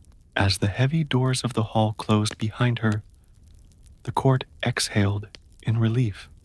The storm Anne had been brilliant, dangerous, unforgettable, was nearly over. But even then they did not understand. They were not erasing Anne Boleyn. They were immortalizing her in betrayal, in tragedy, and in legend. After her trial, Anne Boleyn was returned to the Tower of London, not as the triumphant queen who had once commanded England, but as a condemned prisoner, awaiting death. Yet even facing the end, Anne refused to crumble. In the cold, echoing halls of the tower, Anne prepared herself. She spent hours in prayer, kneeling on the hard stone floors, her hands clasped tightly, her voice steady. She confessed to no crimes because she believed she had committed none. She was not afraid to die, she said, but she prayed that her death would bring peace to the kingdom and perhaps mercy to her little daughter, Elizabeth, her ladies in waiting. Those few who had stayed, loyal, wept in private. Anne comforted them instead of the other way around. She joked bitterly at times that she would be remembered as a queen who had lost her head. In her dark humor was the stubborn spark that had made her unforgettable. Henry VIII, meanwhile, showed no sign of mercy. He had already turned his attention to Jane Seymour. Even before Anne's execution date was finalized, Henry was arranging his next marriage. For Anne, this final betrayal from the man who had once torn down a kingdom for her must have been the deepest cut. On May 18th, 1536, Anne was told she would die the next morning. She slept little that night. Instead, she spent her final hours in prayer, asking God for forgiveness for all who had wronged her, and perhaps for herself, for the ambition and pride that had led her here. Henry, with a flicker of royal kindness, had arranged for a French swordsman to carry out the execution, faster, cleaner, less brutal than an axe. It was a small mercy, bought perhaps more for the king's conscience than for Anne's comfort. At dawn, Anne dressed carefully for her final moment, a dark, gray gown of damask, trimmed with fur, a crimson kirt beneath, colors of dignity, of sacrifice. She pinned up her dark hair and tucked it beneath a simple cap, ready to face the blade with grace. As the tower's cold morning mist curled around, the courtyard stones, Anne Boleyn, queen, mother, survivor, fighter, stepped forward. There would be no tears, no pleas, only a final act of courage in the face of history's judgment. Her end was near, but her story was just beginning. On the morning of May 19th, 1536, Anne Boleyn ascended the scaffold, built within the Tower of London's walls. A small crowd gathered, courtiers, guards, a few witnesses, all wrapped in silence, as if even the stone walls held their breath. Anne stood tall, her gray gown fluttering slightly in the cold morning breeze. She looked thinner than she had at court, her face pale, but calm. There were no hysterics, no broken sobs. If anything, she faced death with the same fierce dignity that had once shaken a kingdom to its knees. She spoke briefly, carefully, choosing her final words. She did not accuse. She did not defend herself. She prayed for the king's health and prosperity, the very man who had abandoned her. In those final moments, Anne offered the world not a confession, but forgiveness. Her courage stunned even those who had come to see her fall. The French executioner, brought specially to ensure a swift death, stepped forward. Anne knelt upright, her hands folded in prayer, her eyes lifted toward the heavens. A small white cloth was tied around her eyes, she remained still. The sword flashed once, silent, swift, and Anne Boleyn, queen, mother, history maker, was no more. She was buried quickly in an unmarked grave within the Tower grounds, laid to rest in an arrow chest, because no proper coffin had been prepared for her. A queen once crowned in gold, now left to vanish without ceremony. Yet Anne's story didn't end in that cold grave. Her daughter Elizabeth, the child whose birth had once disappointed a king, would rise to become one of the greatest monarchs in English history, Elizabeth I, the Virgin Queen whose reign would see the flowering of English art, power, and global influence, a queen who inherited her mother's fierce spirit, sharp mind, and unyielding resilience. Anne Boleyn changed the course of England forever. Her ambition helped trigger the break with Rome and the birth of the Church of England. Her fall showed the world that even queens could be cast aside. Yet through her blood, through Elizabeth, Anne's legacy blazed brighter than any crown she had worn in life. In the end, Anne Boleyn won a kind of immortality, not through her survival, but through her indelible impact on history. By the early 1770s, the American colonies simmered like a pot left too long over a roaring fire. The relationship with Britain, once seen as the proud mother country, had soured into resentment, suspicion, and growing fury. It hadn't started with tea. Years earlier, the Stamp Act had enraged colonists by placing taxes on everything from newspapers to playing cards. That was followed by the Townshend Acts, taxing essentials like paper, glass, and paint. Each new law passed thousands of miles away by a parliament in which the colonists had no representation was like another spark landing in dry brush. At first, the anger showed itself in polite petitions and fiery pamphlets. Colonial assemblies drafted formal protests. Merchants organized boycotts. Writers like Samuel Adams and John Dickinson filled newspapers with passionate arguments about liberty and rights. But as time wore on, frustration deepened into something darker, a slow realization that Britain wasn't listening. Worse, Britain didn't care. Many colonists clung to the hope that if they just made enough noise, if they just reasoned hard enough, Parliament would repeal the taxes. And sometimes they did. The Stamp Act was famously repealed after loud colonial protest, but every small victory was followed by new legislation, new taxes, new insults. It wasn't about the money. It never really was. The taxes themselves were modest by British standards. What infuriated the colonists was the principle. They were being taxed without consent, treated as subjects rather than citizens, ruled like distant possessions rather than partners. Boston, more than any other city, became the beating heart of resistance. The Sons of Liberty, a secretive, fiery group of patriots, grew louder and bolder. In 1770, tensions exploded into violence when British soldiers fired on unarmed civilians in what became known as the Boston Massacre. Blood had already stained the cobblestones. Trust was a thing of the past. By 1773, the colonies were teetering on the edge.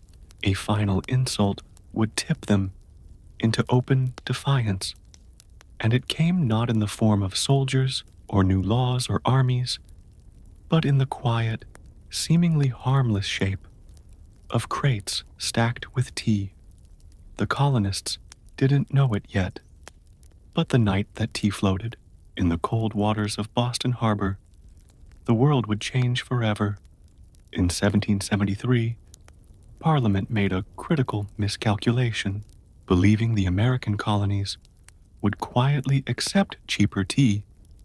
They passed the Tea Act, a law that was supposed to save the struggling British East India Company and incidentally reassert Britain's right to tax the colonies. On paper, it looked like a good deal. The Tea Act allowed the company to sell tea directly to the colonies, cutting out the middlemen, slashing prices, and offering a luxury product at a bargain. A few pennies cheaper. What could possibly go wrong? Everything. Because the problem wasn't the price of tea, it was the principle behind it.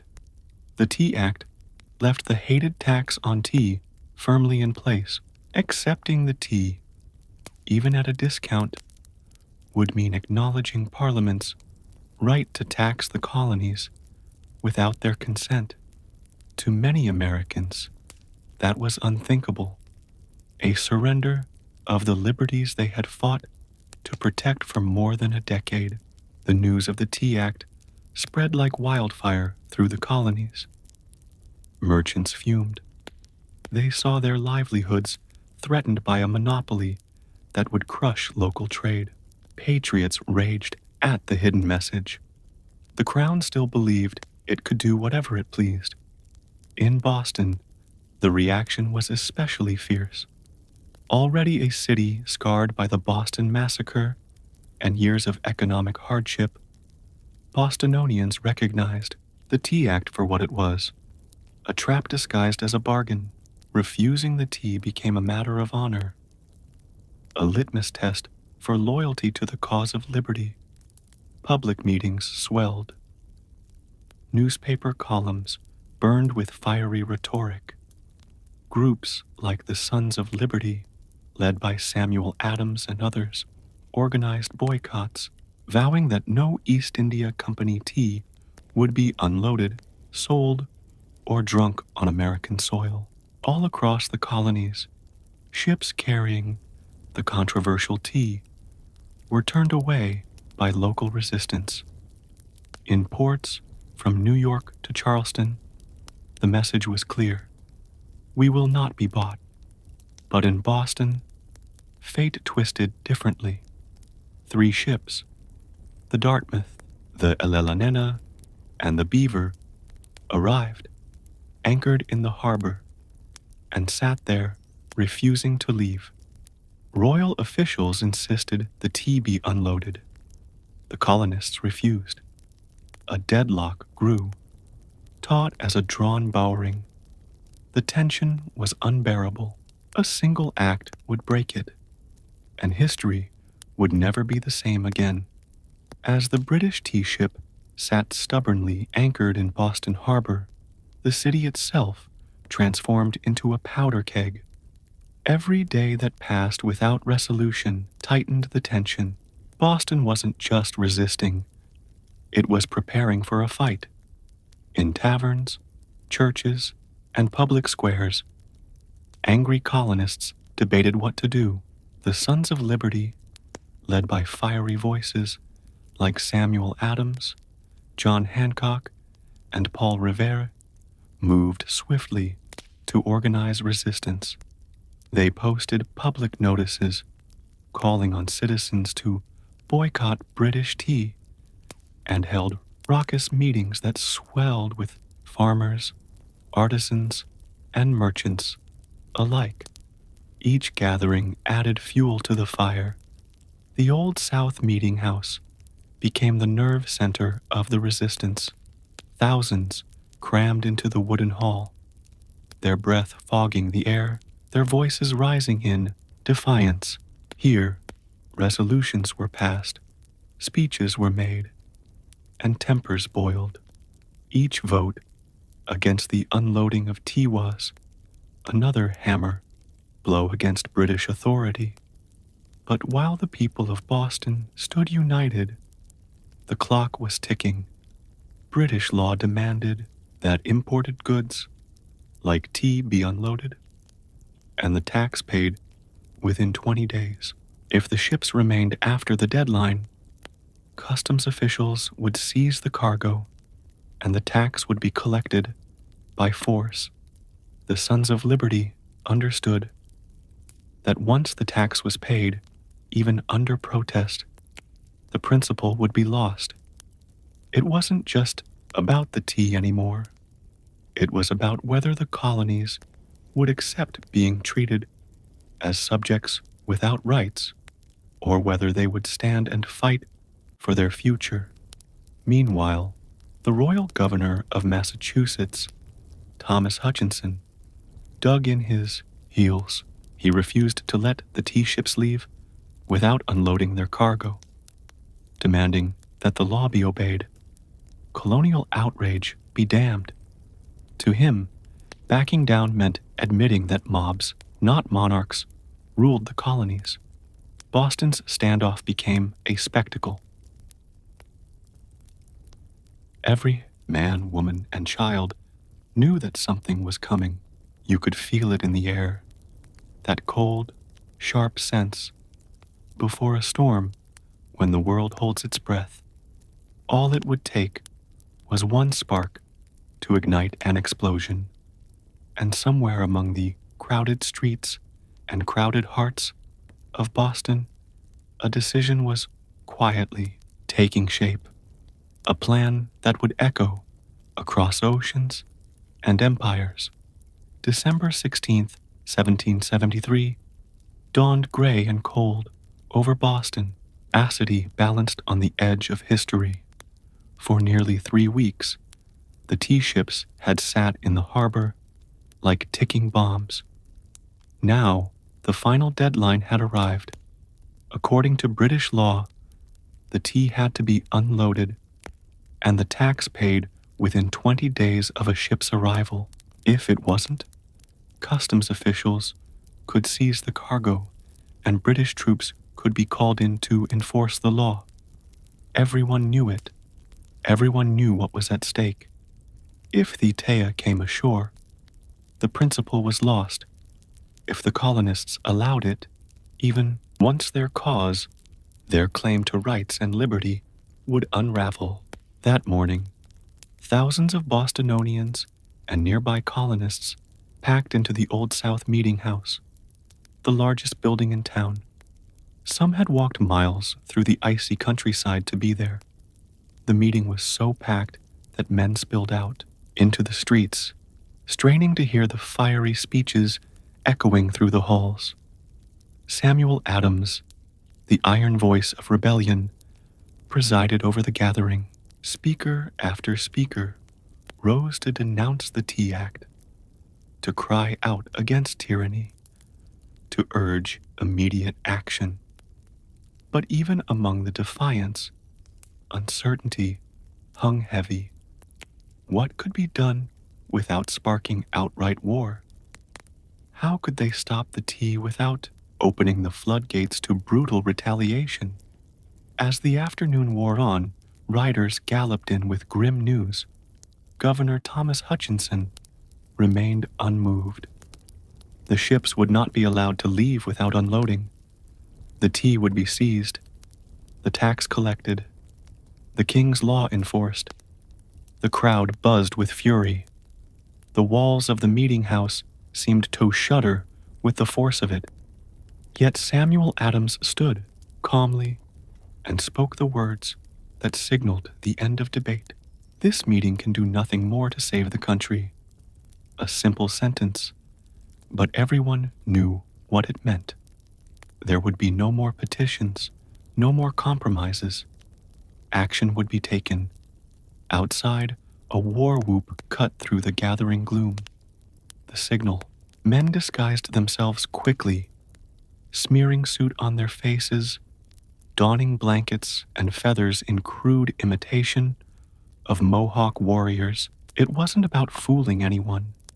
It was about creating a symbol, a message noon could mistake.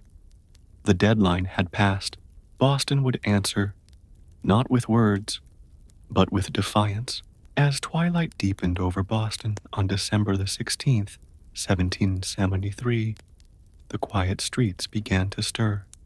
Figures moved through the shadows, ordinary men, cloaked in rough blankets, their faces blackened with soot, some adorned with feathers. They weren't trying to fool anyone into believing they were real Mohawks.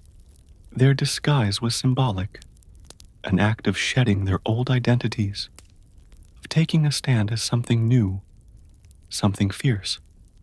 By the dozens, they made their way to Griffin's Wharf, where the three tea-ships, the Dartmouth, the Eleanor, and the Beaver, lay anchored. The harbor water churned cold and dark beneath them, thick with the sharp bite of winter air. There was no shouting, no drunken chaos. This was not a riot. It was a mission, carried out with calm, ruthless precision. Armed with hatchets and clubs, the disguised colonists swarmed the ships, overwhelming the few crew members still aboard. No harm came. To the sailors, they were pushed aside, watched in silence as the operation began. Men split open the wooden chests with practiced blows, the fragrant smell of fresh tea spilling into the cold night air. Others heaved the crates overboard, their heavy splashes echoing across the still waters of the harbor. Chest after chest, 342 in total, was broken and dumped until the black waters swirled with thousands of pounds of tea leaves. Spectators watched from the wharf, silent, awed. British guards stationed nearby made no move to intervene, whether from confusion, sympathy, or fear of escalating violence remains unclear. Some accounts suggest that even among British loyalists there was an understanding. Something had shifted, and there would be no stopping it. Tonight, the discipline was extraordinary. No cargo was stolen. No one raided the ships for valuables. Only the tea, the hated symbol of British oppression, was targeted. In a town where hunger and hardship were daily realities, the men could have easily turned the protest into an excuse for looting. They did not. When it was over, the harbor resembled a great swirling cauldron filled with torn chests and soaking tea leaves. The smell of the sea mixed with the sharp tang of smashed tea, filling the night air with a strange bitter-sweet scent. The work was done. Silently, the men disappeared into the night, vanishing into the alleys and back streets of Boston. They left behind no names, no leaders, no claims to fame, only the unmistakable mark of revolution. As the last broken crates bobbed in the dark water, Boston stood still, almost holding its breath. The Boston Tea Party wasn't a riot, a brawl, or a drunken spectacle. It was something far rarer, an act of cold, deliberate defiance carried out. Under the cloak of night, the harbor was transformed into a giant swirling teapot. Thousands of pounds of East India Company tea floated in great mats on the water, staining it black. Some colonists, curious and rebellious, scooped handfuls of soaked leaves from the harbor, only to be chastised by the Sons of Liberty patrolling the docks. Nothing was to be salvaged. No one would profit from this night's work. This was principle, pure and simple. The town woke the next morning to the smell of salty tea hanging heavy in the air. News spread like wildfire. Word of mouth, letters, broadsheets. By midday, everyone from apprentices to merchants knew what had happened, and opinions split fast. Among patriots, there was pride, a fierce, swelling pride, that ordinary men had stood up to the mightiest empire in the world and struck a blow for liberty. Among loyalists and moderates, there was horror. To them, the destruction of property was reckless, dangerous. Had the colonies crossed a line they couldn't walk back from, Governor Thomas Hutchinson raged in his mansion, furious not only at the destruction, but at the message it sent. If the king's authority could be defied so brazenly in Boston, where else might rebellion spark? British officials were stunned. They had expected protests, boycotts, maybe another riot, like those that had broken out over the Stamp Act. They hadn't expected organized, disciplined revolutionaries to calmly destroy tens of thousands of pounds of royal property without so much as breaking a window. The ship's captains, the Dartmouth, the Leonina, the Beaver, could only watch helplessly as their cargo disappeared beneath the waves. In the official ledgers, the night's loss would be tallied at over 10,000 British pounds, a fortune. But the real loss wasn't measured in pounds, sterling, or ruined tea. It was measured in trust, in loyalty, in the fragile illusion that Britain still ruled her colonies with consent. The night the tea sank, something deeper rose to the surface, a shared, undeniable truth. The age of peaceful protest was ending, a reckoning was coming, and Boston was ready. When word of the Boston Tea Party crossed the Atlantic and reached London, the reaction was swift and furious. To British officials, it was not simply a protest. It was rebellion, an open, mocking challenge to royal authority that could not be ignored. King George III, upon hearing the news, was said to have grown cold with anger. Parliament, already frustrated by years of colonial disobedience, exploded in outrage. They demanded punishment, not just for the city of Boston, but as a warning to all the American colonies. The result was a series of laws so harsh they were quickly nicknamed the Intolerable Acts in America. The first blow came swiftly, the Boston Port Act. In one brutal stroke, Parliament ordered the closure of Boston's bustling harbor, the economic lifeline of the city, until the destroyed tea was paid for and order restored. Ships could no longer enter or leave. Trade vanished. Goods and supplies dried up. Boston, once vibrant and noisy, grew quiet, its docks eerily still. But the punishment didn't stop there. The Massachusetts Government Act stripped the colony of its self-governing rights, placing it firmly under the king's appointed officials. The Administration of Justice Act allowed royal officials accused of crimes to be tried back in Britain, a clear message that British authorities were untouchable.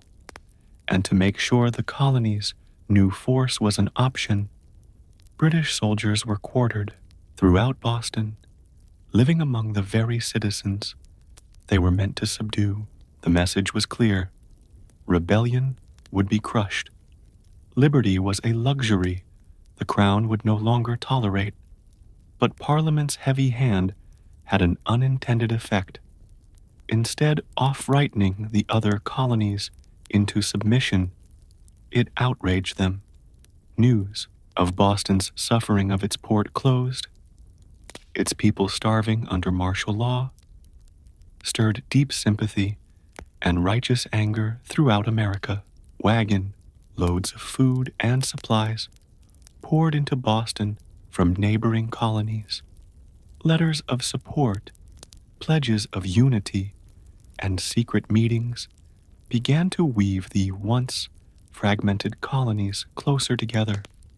What had once been a Massachusetts problem was rapidly becoming an American one. In punishing Boston, Britain had hoped to make an example of them. Instead, they made Boston a symbol, a rallying cry for assistance. The flames of revolution, once flickering in isolated pockets, now began to blaze from colony to colony, and there would be no easy extinguishing them. The punishment of Boston sent shockwaves far beyond the rocky shores of Massachusetts. Across the 13 colonies, outrage turned into something far more dangerous for Britain: unity.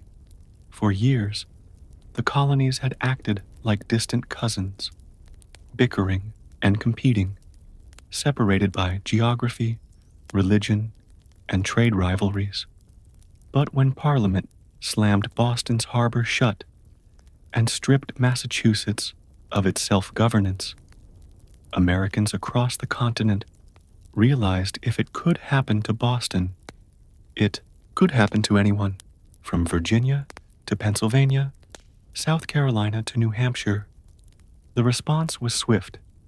Colonists sent wagons full of food, supplies, and letters of solidarity to the suffering people of Boston. Town meetings buzzed with anger. Newspaper printers worked day and night to spread the news. The fight was no longer Boston's alone. It was everyone's. And so, in September 1774, something unprecedented happened. The First Continental Congress convened in Philadelphia. For the first time, representatives from 12 of the 13 colonies gathered under one roof to discuss a unified response. Men like George Washington, Patrick Henry, John Adams, and Samuel Adams, once merely regional figures, now stood together as architects of a movement that was growing larger by the day. Their goal, at least officially, was not yet full independence. Most still hoped for reconciliation, for a return to the old relationship of mutual respect under the British Crown. But beneath the polite debates and carefully worded petitions, a deeper understanding was taking root. The colonies could no longer afford to stand separately. At the Congress, they agreed to a sweeping boycott of British goods. They pledged mutual support in the face of further British aggression, and they made it clear any attack on one colony would be considered an attack on all. In taverns and meeting houses across the continent, ordinary people began using words that had once been whispered only in private: unity, resistance, liberty. In bringing the hammer down on Boston, Britain had imagined it would crush rebellion. Instead, it had welded the colonies together into something far more dangerous. A people who, despite their differences, were beginning to think of themselves not as scattered provinces, but as Americans. The winds of revolution were no longer just stirring. They were gathering into a storm, and it was too late for Britain to stop it. The night the tea sank into Boston Harbor, it wasn't just crates that were destroyed. It was the illusion that the American colonies could remain loyal subjects forever. The Boston Tea Party lit a spark that no king, no army, no distant parliament could ever snuff out. In the months that followed, that spark caught fire across the colonies. What had once been protests, boycotts, and polite petitions hardened into open resistance. Town militias began drilling openly. Storehouses filled with powder and shot. Men who had once toasted King George III in taverns now whispered about revolution under the same roofs. Boston became a symbol of sacrifice, battered but unbowed. The more Britain tried to tighten its grip, the more the colonies slipped through its fingers. Every ship that sailed past the closed, silent harbor of Boston was a silent reminder that tyranny had met its match in American defiance. When Parliament passed the Intolerable Acts, they intended to make an example out of Boston to scare the other colonies into submission.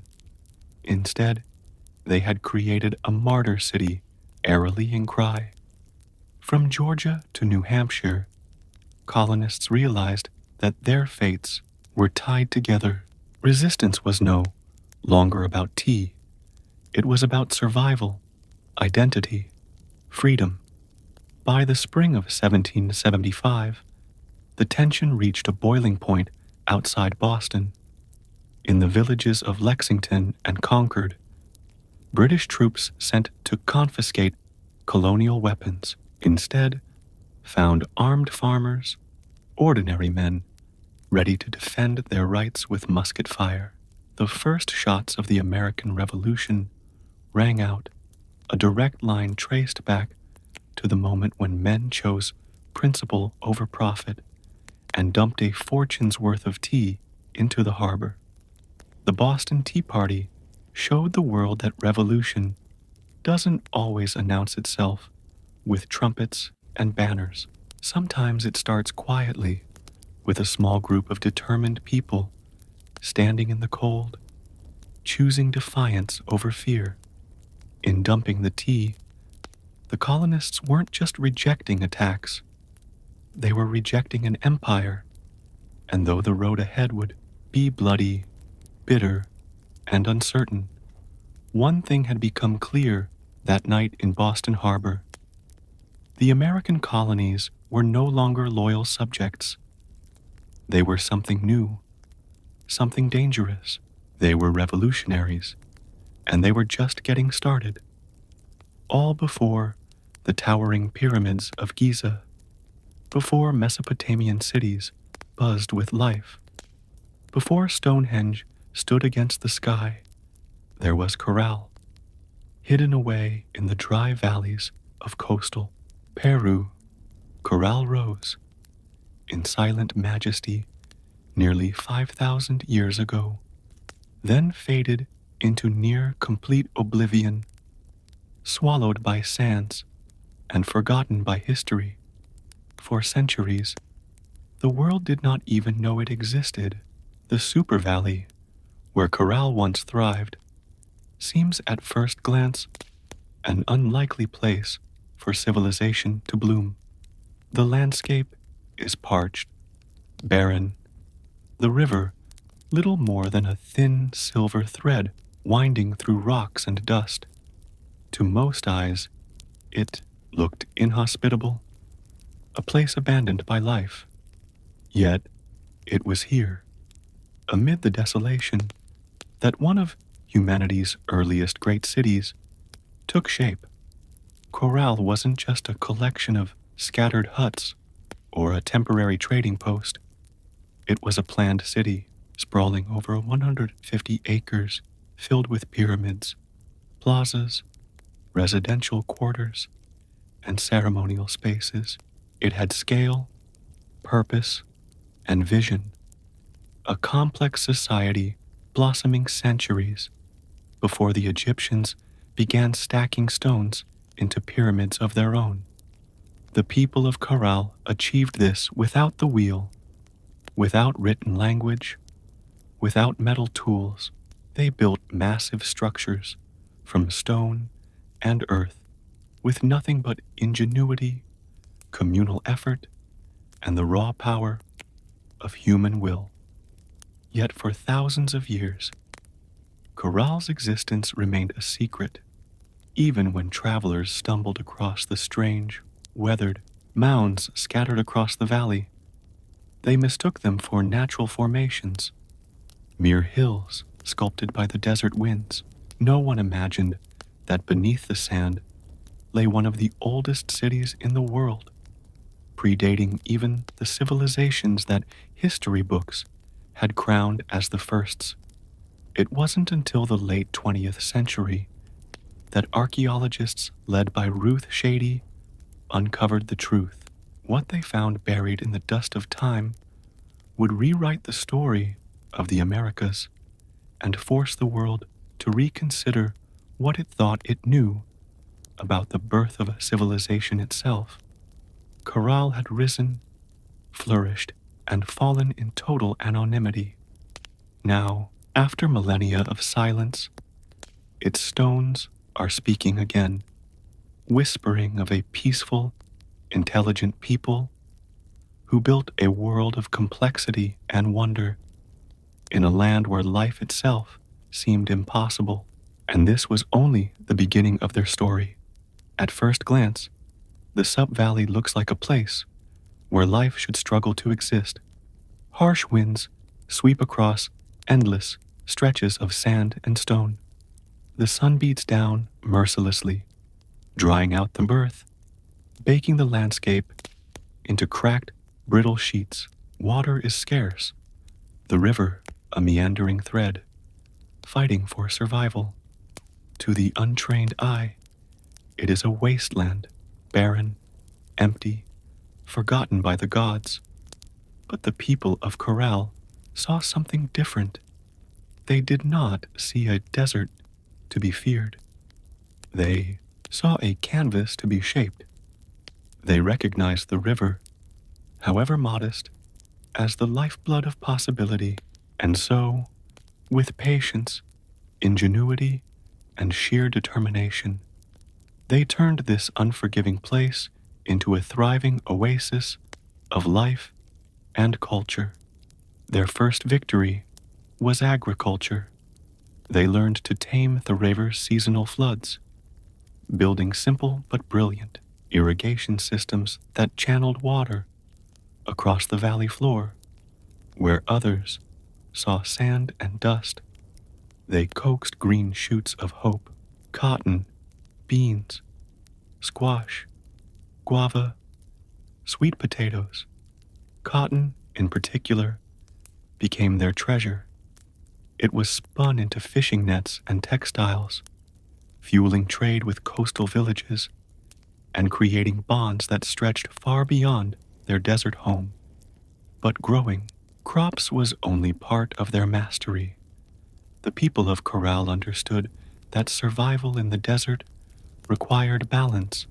They worked with nature, not against it. They built their homes and plazas from stone and earth designed to withstand both scorching heat and the punishing rains that occasionally swept through the valley. They studied the stars and seasons, planning their harvests with the precision of master astronomers. Trade became the veins and arteries of Corral's economy. Dried fish, cotton, fruits, and handmade goods flowed up and down the coast. In exchange, Corral received exotic goods, colorful shells from the Pacific, rare stones from the Andes, ideas from distant peoples. They were not isolated. They were connected. In a land where survival seemed impossible, Corral thrived through intelligence, innovation, and community. They didn't conquer the desert with brute force. They partnered with it, learning its rhythms, respecting its power, building a society that was not just functional, it was extraordinary. Against the odds, Corral blossomed into a beacon of civilization, and it was only beginning to rise, rising out of the desert like ancient guardians. The pyramids of Corral defy everything we thought we knew about early civilization in the Americas. These were not small, crude structures built by primitive hands. They were massive, deliberate works of architecture created by a people with vision, organization, and ambition.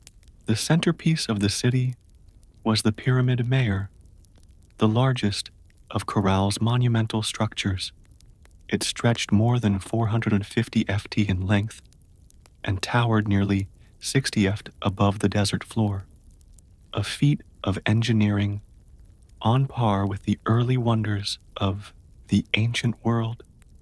Built from stone, mud, and woven reed bags filled with rocks, the pyramid was designed not just to endure the harsh climate, but to withstand the punishing earthquakes that occasionally rattled the region. And endure it did, standing silent against wind and time for nearly 5 millennia. But the pyramids of Corral were not tombs. Unlike the massive burial complexes of Egypt, Corral's pyramids served a different purpose. They were centers of ceremony, power, and public life. Temples and gathering space crowned their summits, accessible by broad, elegant staircases.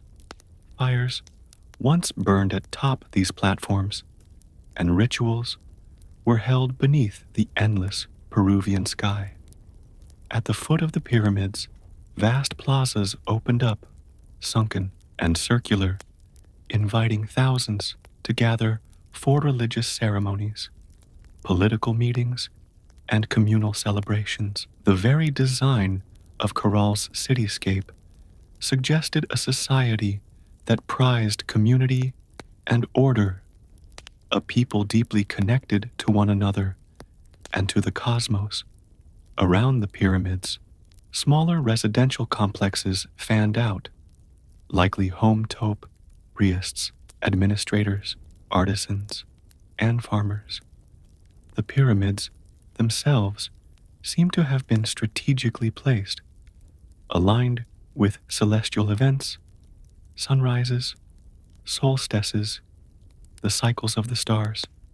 To the people of Corral, architecture wasn't just practical, it was spiritual, mathematical, cosmic.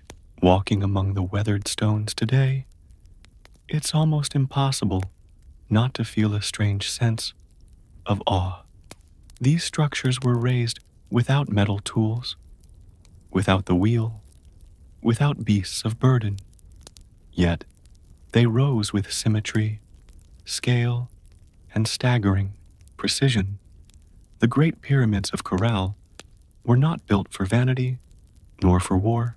They were built to connect earth and sky, community and cosmos, humanity and eternity. And they still whisper across the sands, telling a story that refuses to be forgotten. Among the ruins of Corral, there is something profoundly different, something that sets it apart from so many ancient civilizations. No weapons have been found buried beneath its sands. No defensive walls circle its plazas. No mass graves hint at bloody conquest or internal strife. Unlike the kingdoms that rose and fell through war, Corral was a society built on peace. It's a revelation that defies expectations. Here was a civilization that flourished not through violence, but through cooperation, trade, and shared belief. The people of Corral seem to have invested their energy not in armies or fortresses, but in architecture, astronomy, music, and communal life. Their plazas and pyramids weren't monuments to victory over enemies. They were centers of celebration, worship, and governance. This was a civilization that chose to gather rather than conquer, to negotiate rather than destroy. Trade was the lifeblood of Carroll's success. Cotton grown along the fertile riverbanks was spun into fishing nets that were traded with coastal communities. In return, Carroll received dried fish, an essential source of protein, and exotic goods from faraway places, colorful shells from the Pacific, precious stones from the highlands, and even rare tropical fruits from distant valleys. This wide network of trade stitched the region together, binding far-flung communities into a peaceful web of mutual benefit. And in the center of it all, Corral thrived as a cultural and economic hub. Religious and ceremonial life played a vital role in maintaining social harmony. The city's grand public spaces and sunken plaza likely served as stages for rituals that united the people under shared spiritual beliefs. Music filled these gatherings, flutes carved from condor bones, drums made from deer hides, creating soundscapes that echoed across the desert, tying individual lives to something greater. Leadership, too, appeared to rely less on military strength and more on spiritual authority and civic organization. The city's leaders must have coordinated massive construction projects, seasonal agricultural cycles, and complex trade agreements, all without leaving behind the brutal scars of war. In an ancient world so often defined by conflict, Corral stands as a shining exception, a reminder that civilization does not have to rise on the broken backs of the conquered. It can instead be built by the quiet power of collaboration, creativity, and trust. At Corral, the stones still seem to hum with echoes of a world long gone. It was not just a city of buildings and trade, it was a city alive with sound, ceremony, and spiritual rhythm. Music and ritual were woven into the very heartbeat of Corral civilization. Archaeologists digging carefully through the dry sands uncovered a treasure trove of ancient instruments, flutes, crafted from the bones of condors and pelicans, whistles fashioned from deer antlers, small drums stretched with animal hides. These artifacts were not simple toys. They were crafted with care, tuned to specific notes, designed to carry sound across the wide open plazas of the city. In a world without written language, music spoke the language of the soul. Imagine it, the low thrum of drums rising at dusk, flutes keening like the desert wind, feet stamping on the sunken plazas as hundreds gathered under the fading light. Fires would crackle atop the pyramid platforms. Priests, dressed in intricate, woven garments, would chant to the gods of the river, the earth, the stars. In those moments, Corral was not just a city, it was a symphony. The layout of Corral itself suggests that ritual life was at its core. The grand plazas were not mere open spaces. They were stages for communal ceremonies, carefully designed to draw people together. The sunken circular courts acted like ancient amphitheaters, focusing sound and sight onto the rituals performed at their centers, and above them all, the pyramids loomed, not as tombs, but as sacred mountains built by human hands, linking the earth to the heavens. Rituals likely marked the turning of the seasons, the cycles of planting and harvest, the movements of the stars. Music was not just entertainment, it was a bridge between people, between nature and the divine, between the known and the mysteries beyond. No violent murals, no terrifying gods of war, no bloodthirsty sacrifices. In Corral, the spiritual world seems to have been one of harmony, celebration, and reverence.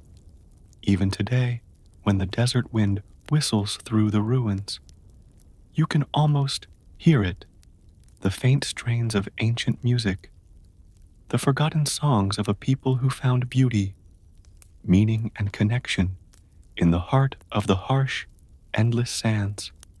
Carol wasn't just a place of music, trade, and ritual. It was a marvel of engineering, a testament to human ingenuity in one of the harshest landscapes on Earth.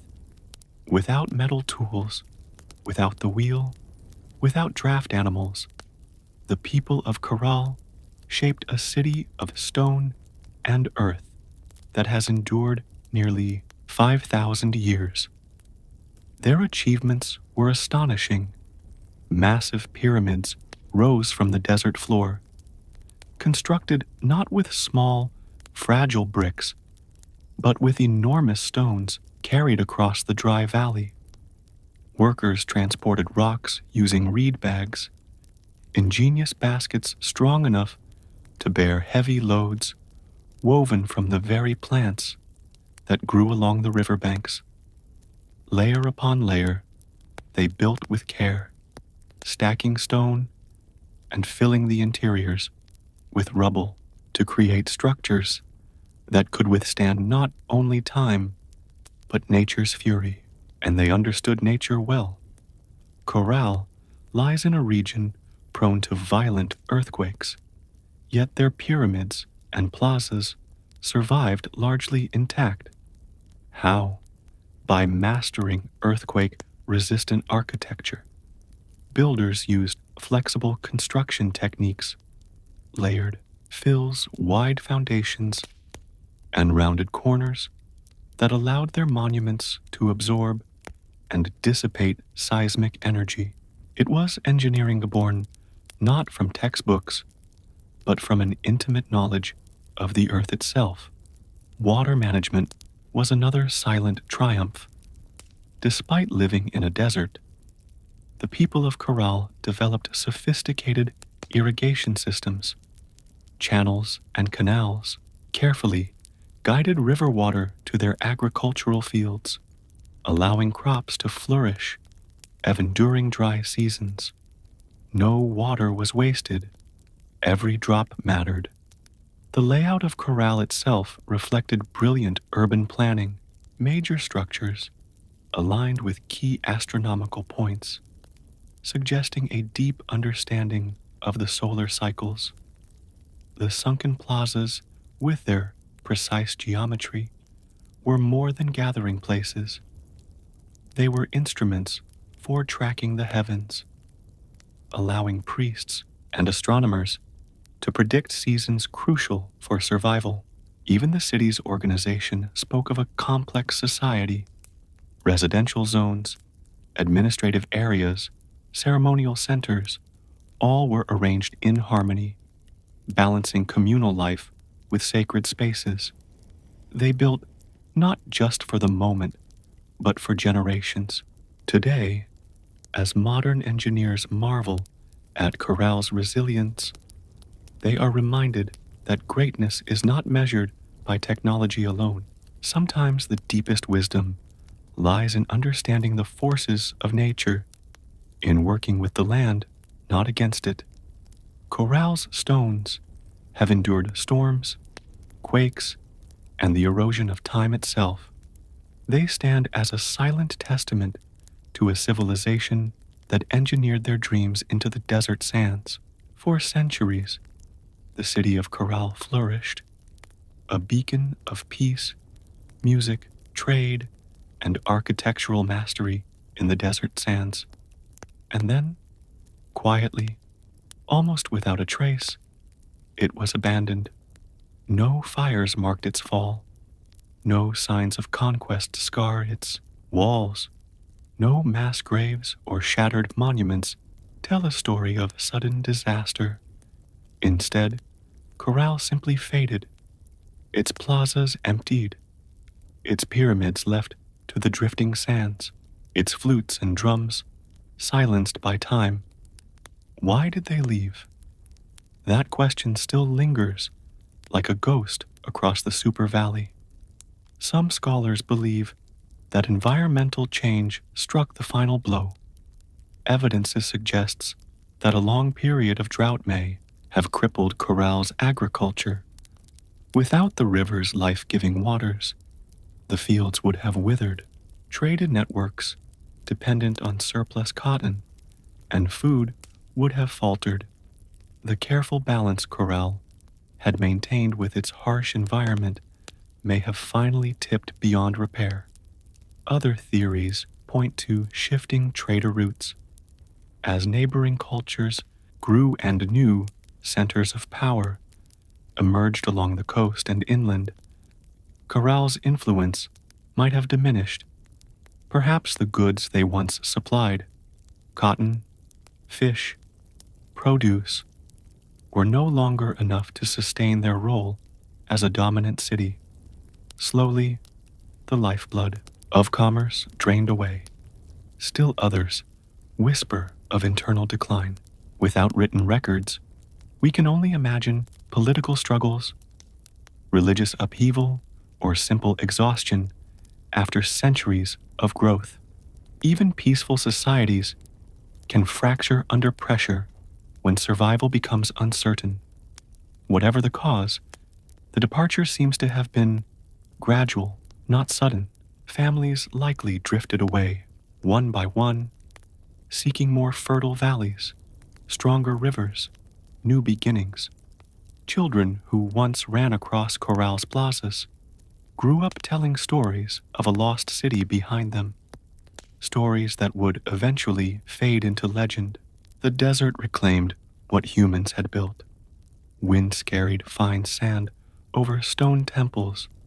Flutes lay buried beneath shifting dunes. What had once been a humming, vibrant civilization became a field of silent, sleeping mounds. For nearly 4,000 years, Corral remained hidden, a whisper beneath the sands, waiting. Today, as archaeologists carefully uncover its stones, the question still burns. How does a city so advanced, so beautifully crafted, simply vanish? Perhaps the truth is that even the greatest civilizations, no matter how wise or peaceful, are still fragile. Threads woven into the tapestry of time, forever vulnerable to the unseen forces of change. For millennia, Corral lay forgotten, buried beneath the silent sands of the Super Valley. Travelers passed the strange, rounded hills that dotted the landscape, never suspecting that beneath their feet lay the ruins of a civilization older than the pyramids of Egypt. To them, these were just natural formations, mounds shaped by the wind and time. It wasn't until the late 20th century that the world would finally hear Corral's voice again. In the 1990s, Peruvian archaeologist Ruth Shady led a team into the Soup Valley, driven by curiosity and a growing sense that these hills might hold secrets no one had yet uncovered. What they found would rewrite the story of human civilization in the Americas. Layer by painstaking layer, the sand was brushed away. Beneath it emerged walls of carefully cut stone, grand staircases, sunken plazas, pyramids, a city far older than anyone could have imagined. Radio Arbon dating confirmed the unbelievable. Corral was over 4,600 years old, thriving at the same time as the earliest civilizations in Mesopotamia and Egypt. It was a discovery that shook the foundations of archaeology. Before Corral, scholars believed that civilization in the Americas developed much later, shadowed by the great empires of the Old World. Corral changed everything. It proved that the Americas had birthed monumental architecture, complex urban life, and social organization independently long before the rise of the Incas or the Mer. Ruth Shady and her team found not just stone and rubble, but the remnants of life, musical instruments, fishing nets, textiles, cue, ancient knot records, and even offerings made to the gods. Each artifact told a story of a people who had built a society with vision, intelligence, and profound creativity. Corral's rediscovery was more than an academic triumph. It was a resurrection, a civilization that had slept beneath the desert for thousands of years now stood revealed under the open sky once more, its plazas kissed by the same winds that had once carried the sounds of flutes and the laughter of children. Today, Corral is recognized as a UNESCO World Heritage Site, a fragile, priceless link to humanity's earliest dreams of building, belonging, and believing. The sands had hidden Corral well, but in the end, the stones endured, waiting for someone to listen, to see, to remember. Carol stands today as a silent giant, a reminder that civilization's roots stretch far deeper than we once believed. Among its pyramids and plazas, the ancient stones whisper a story that reshapes our understanding of humanity's journey, a story not of conquest and bloodshed, but of harmony, ingenuity, and hope. Long before the towering empires of Greece, Rome, or even Egypt, the people of Corral were building something extraordinary. They raised pyramids without the wheel. They mapped the stars without written records. They created a thriving society rooted in trade, music, ritual, and engineering, all without leaving the scars of war upon the land. In an era often defined by conflict, Corral offers another vision of what civilization can be, a society that valued connection over conquest, knowledge over domination. It reminds us that complexity does not require violence, that greatness is not measured by how many armies march across a battlefield, but by how a community comes together to build, to create, to dream. Carol's legacy reaches far beyond the dry sands of the Soup Valley. It challenges old assumptions that civilization had a single cradle, that urban life and monumental architecture belonged first to the old world. Corral proves that humanity's spirit of innovation and aspiration arose independently in many corners of the earth, shaped by different hands, but driven by the same eternal desires to endure, to celebrate, to reach toward the divine. Today, walking among Corral's weathered ruins, you can almost hear it, the pulse of drums, the low hum of flutes, the murmur of traders bargaining in the plazas, the laughter of children racing through stone alleys under a sky of endless stars. Their lives, their dreams, their stories are still with us, etched into the bones of the earth. Corral teaches us that even when civilizations fall, their spirit can endure, sleeping under sands, waiting to be remembered, waiting to inspire again. In the great timeline of human history, Corral shines not just as a relic of the past, but as a beacon for the future, a reminder that even in the harshest deserts, even under the heaviest sands, the seeds of wonder, wisdom, and peace can take root and build a world that reaches for the stars.